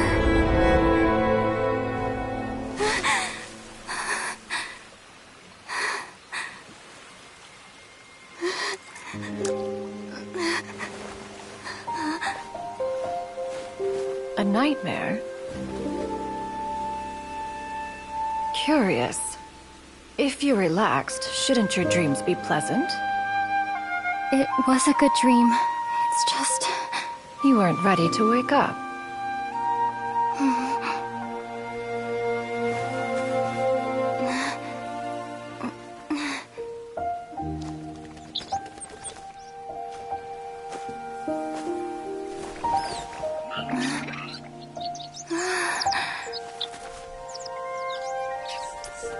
Eloquent as one may be, words of comfort are not one's strong suit. You are doing all you can. One can see your strength of will, your fearlessness in the face of danger. And so, whatever your dream may be, one believes that you shall achieve it. Of course, whenever the perils you face overwhelm you, or you become weary, one is always here for you. After all, as an elder, it is only right to look out for the young ones.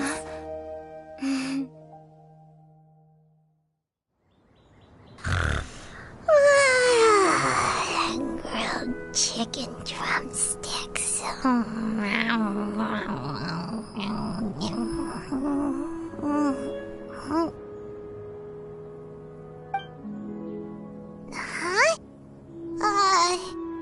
Was Paimon sleeping just now?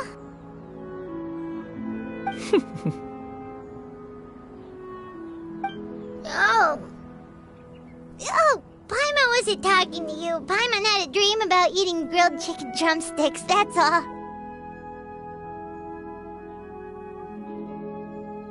Madam Adeptus? Oh, Shuyu, you're awake. How do you feel? I feel a little better. Thanks. I know I'll see Granny again someday, so I don't feel so sad anymore. Madam Adeptus, could I ask you something? Would you take me in as a disciple? Oh, and have you reasons for this sudden interest? I know Granny thought what she did back then was wrong. She felt really bad about it. But without that mistake, I would have never been born. Even though Granny lost her memories, she never forgot to show me how much she loved me. So, I thought maybe one day I could become a cool Adeptus like you and help a whole bunch of people, just like Granny wanted to do. Upon some reflection, one supposes you are no mere mortal. The fact that Yuendai's blood flows through your veins is proof enough of that. If this is what you desire, one shall make it so. Thank you so much, Madam Adeptus. No, I mean, Master. Shuyu, are you sure about this? Paimon's gonna let you in on a little secret. We've seen Cloud Retainer's 2 other disciples, and they pretty much eat nothing but bitter herbs like chin-chin and violet grass.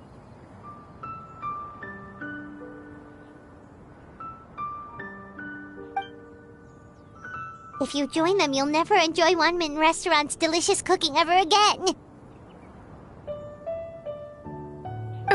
How utterly preposterous. One has never enforced such a rule. Every individual must find their own path to enlightenment. So long as one retains a pureness of spirit, one's dietary proclivities are quite irrelevant. Well, you say that, but Paimon's not seeing any tasty treats up here now, is she? Although Mount Outsong is rich in natural beauty, its location does preclude access to certain finer mortal comforts. That is precisely why one plans to relocate to Liyue Harbor. Shu Yu shall have the honor of becoming one's first disciple in the human world. Whoa! You're leaving Mount Outsong?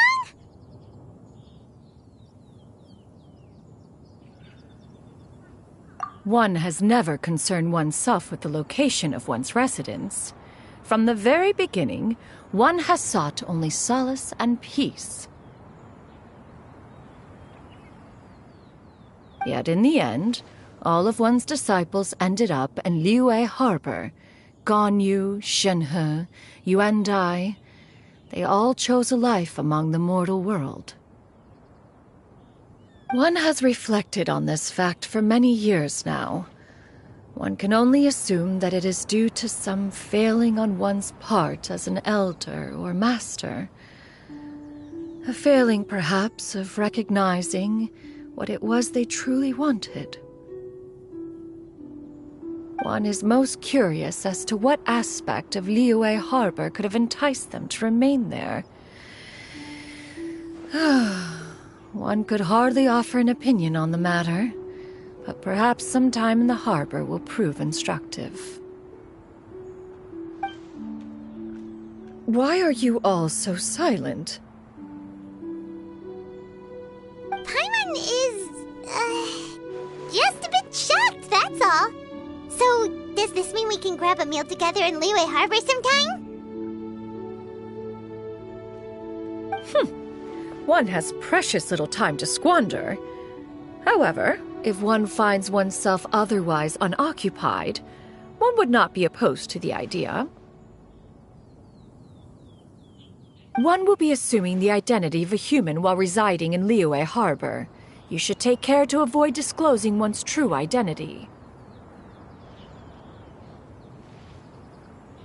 Don't worry, we'll help you keep it a secret.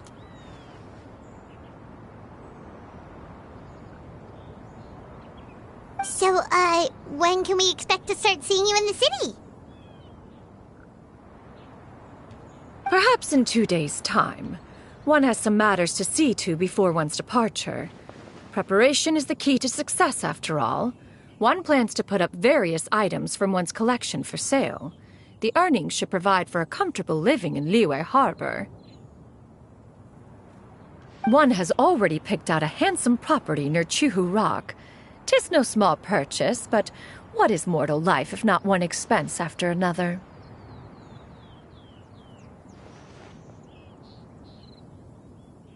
Seems like you've really thought of everything. Then how about we meet up in Liyue Harbor in 2 days? A sensible plan. See you then. Oh, also, why don't you take this suspense somnium mechanism as a souvenir? Anytime you should feel ill at ease in the future, you may try quieting your mind and sitting in meditation as you listen to its melodies. It might help you find a new perspective.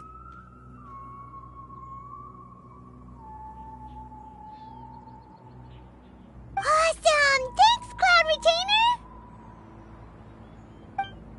Hey, didn't we promise Xingqiu that we'd tell him what we found out? Should we make a trip to the Feiyun Commerce Guild? It's totally up to you.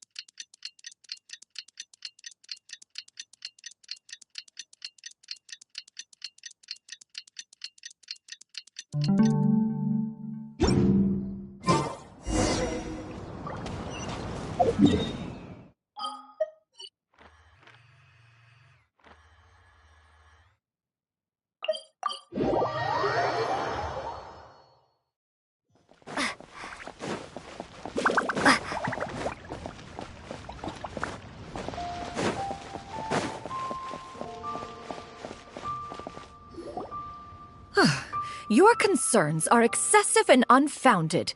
This is but a simple collection of ordinary valuables. Such intense scrutiny is hardly necessary.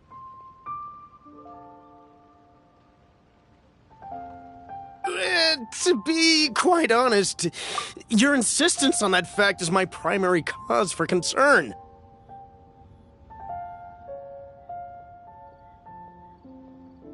In what way are any of these ordinary? Every single item here could be worth more than everything I own combined. I simply can't risk shelling out that kind of mora without proper scrutiny. If I'm wrong, I would never be able to earn it back, not even if I worked every single day for the rest of my life.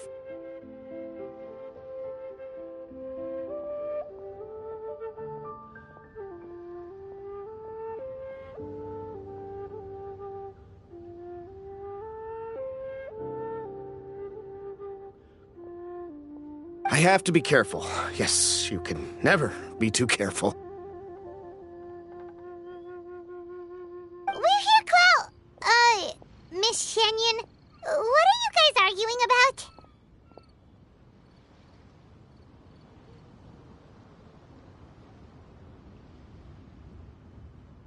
Ah, perfect timing.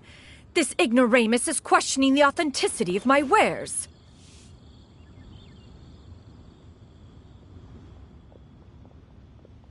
I'll have you know, these items have remained untouched in my personal collection for several hundred years. To question their legitimacy is pure folly.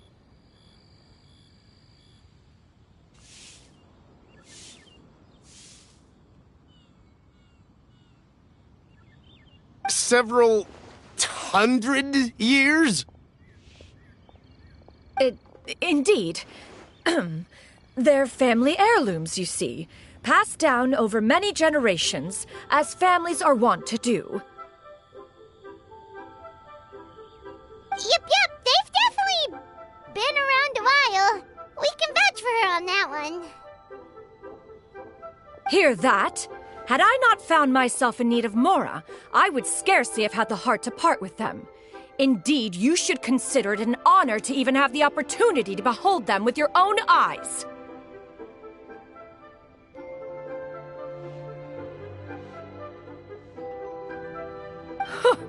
Doubt their authenticity any further, and I may just decide to take them to another buyer.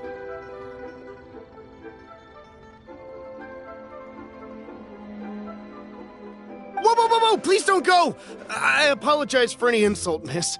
You see, I know full well that I lack the knowledge to judge the true worth of these items. If you could wait but a moment, I've hired an expert to appraise them for me. He should be here shortly.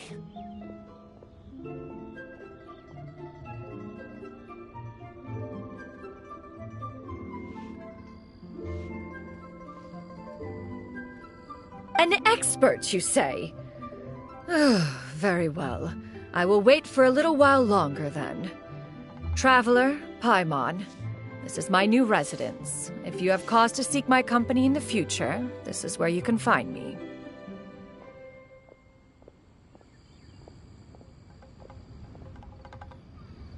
Master! Oh, it's you two again. Hello. Shiryu! You got a new outfit! It looks great on you. Mm-hmm. Master made it for me. I like it too. Huh? You know how to make clothes? Do I know how to make clothes? With the support of the proper mechanism, sewing is hardly a challenge. Master, I brought in most of my stuff. There's a few boxes left, but they're kind of heavy, so I just left them outside. Fret not. I shall help you move them into your room. Actually, I should probably sort through my stuff a bit first. Everything's kind of messy right now, so maybe you could, not look yet, Master? Yeah, that'd be great. It appears my young apprentice has her own fair share of secrets.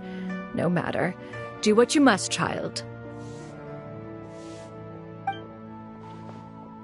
Now, this expert you mentioned, when can we expect their arrival? Soon. Ah, there he is! Here, allow me to make some introductions. This is Mr. Zhongli, a well-respected consultant at Wangshang Funeral Parlor and an expert in all manner of valuables and antiques.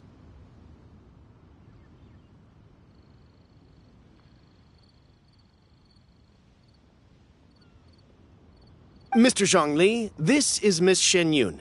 She's the one who's looking to sell the collection of valuables I mentioned earlier.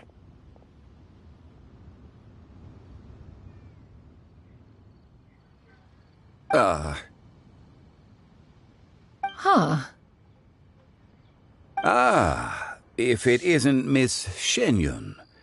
It has been quite some time since our last meeting. What a serendipitous reunion. Indeed, most serendipitous. Have you been faring well as of late, Mr. Zhongli? Quite well, thank you. I was fortunate enough over the past few days to enjoy both a stroll in the mountains and a fresh brew of tea from the most recent harvest. The experiences left me with such insight and peace.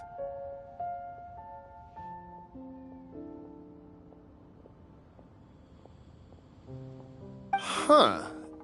So you two are already acquainted? Indeed. How fortunate we are that fate has brought us together again.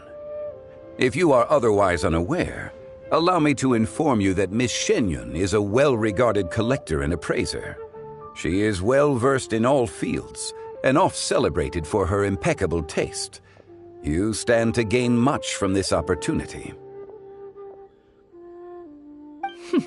You are too kind, Mr. Zhongli. True collectors pride themselves on their wealth of knowledge and eye for detail. I can say without a doubt that you are foremost in that regard.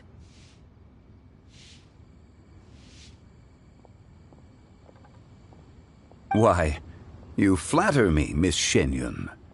It would seem that you are as self-effacing as ever. Not at all, Mr. Zhongli. Not at all.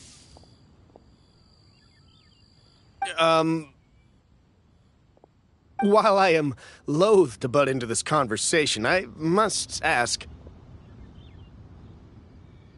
You two already knew each other, and you seem to have quite a cordial relationship.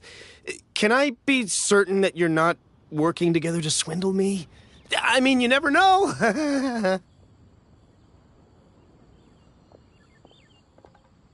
Ha! A preposterous accusation! The heavens themselves would collapse before we would conspire to do such a thing. Miss Shenyun speaks the truth. Contracts are built on honesty and trust. If that proves to be beyond your capabilities in this instance, this transaction may be taken elsewhere. Say no more. Let us depart. I jest! What fool would still harbor doubts after Mr. Zhongli himself has vouched for the goods? Miss Shenyun, wait!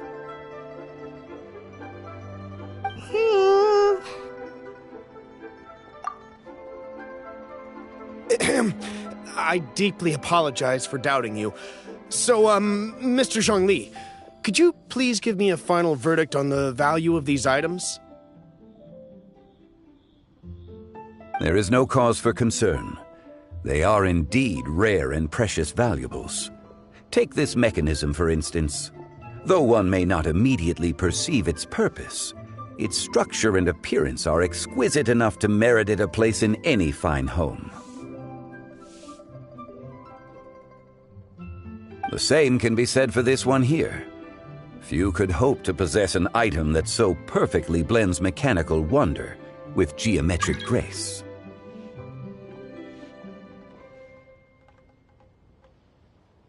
I am sure you have heard from your travels that the study of mechanisms is among the most wondrous arts in this world. With that in mind, I earnestly recommend procuring every last item in this collection.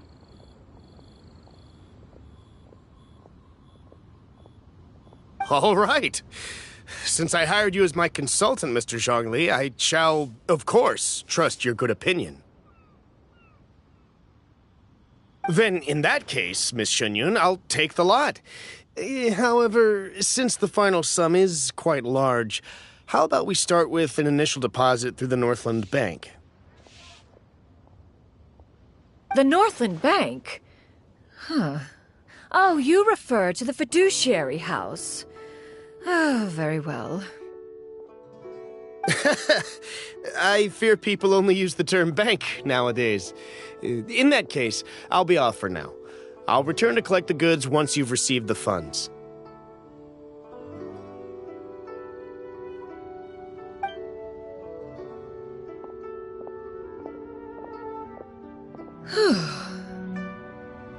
Zhongli!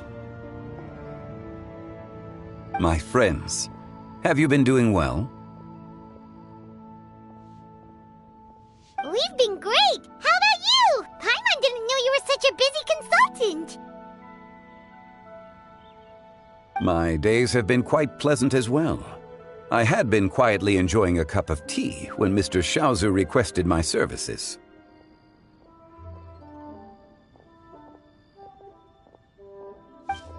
As for you, Miss Shenyun, I presume you must be looking to settle in the city? I must say, the name Shenyun sounds exceedingly strange coming from you. Perhaps you could dispense of that particular epithet in further conversation. Whatever for. Am I not addressing you as a friend should? Well, that is true, but... Alas, refer to me however you will. After all, a name exists such that others may address you with it. One is hardly ignorant of that fact.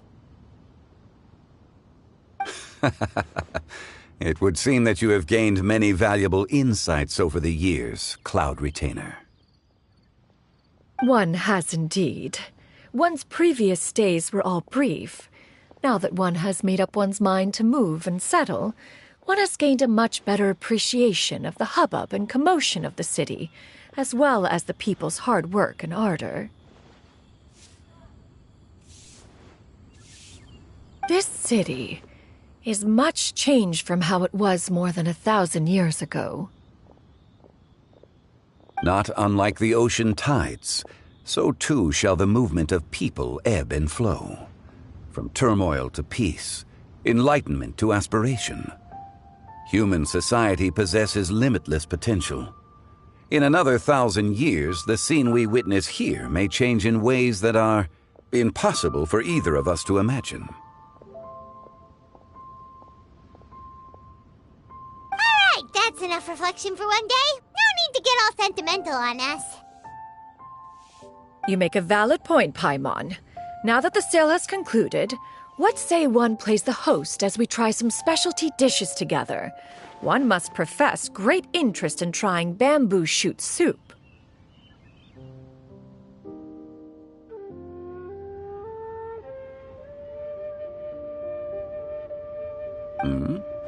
Perhaps you have forgotten, Cloud Retainer, but I once tried my hand at that dish. You were at the table on that occasion, so logic dictates that you should have already tried it. Oh? What occasion was this? It was a reunion between friends several centuries ago. Alas, you must have been too preoccupied to secure yourself a portion. Or perhaps our other companions simply availed themselves of faster reflexes on that occasion. Hardly. 'Twas most certainly out of consideration for the others in attendance. In but a moment, one will show you what it means to have a true deftness of hand. It is settled then. Bamboo shoot soup, mora meat, crab roe tofu, triple-layered consommé. We shall enjoy the lot. One has already passed word to Shenhe and Ganyu to make a reservation. It is prime time for them to meet one's newest disciple. Is that agreeable to everyone?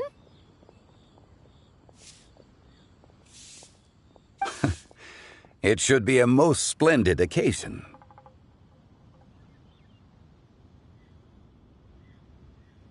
Shu Yu, come now, it is time to dine. Ah, this gentleman over here is Mr. Zhang Li. He is,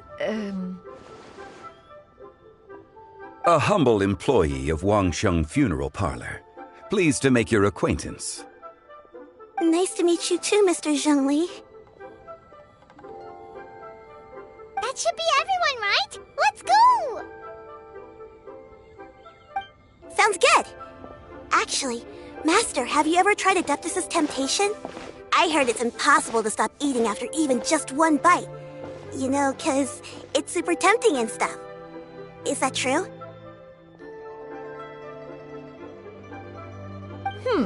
That sounds rather implausible. Although with the right preparation, certain dishes can be too delicious to resist.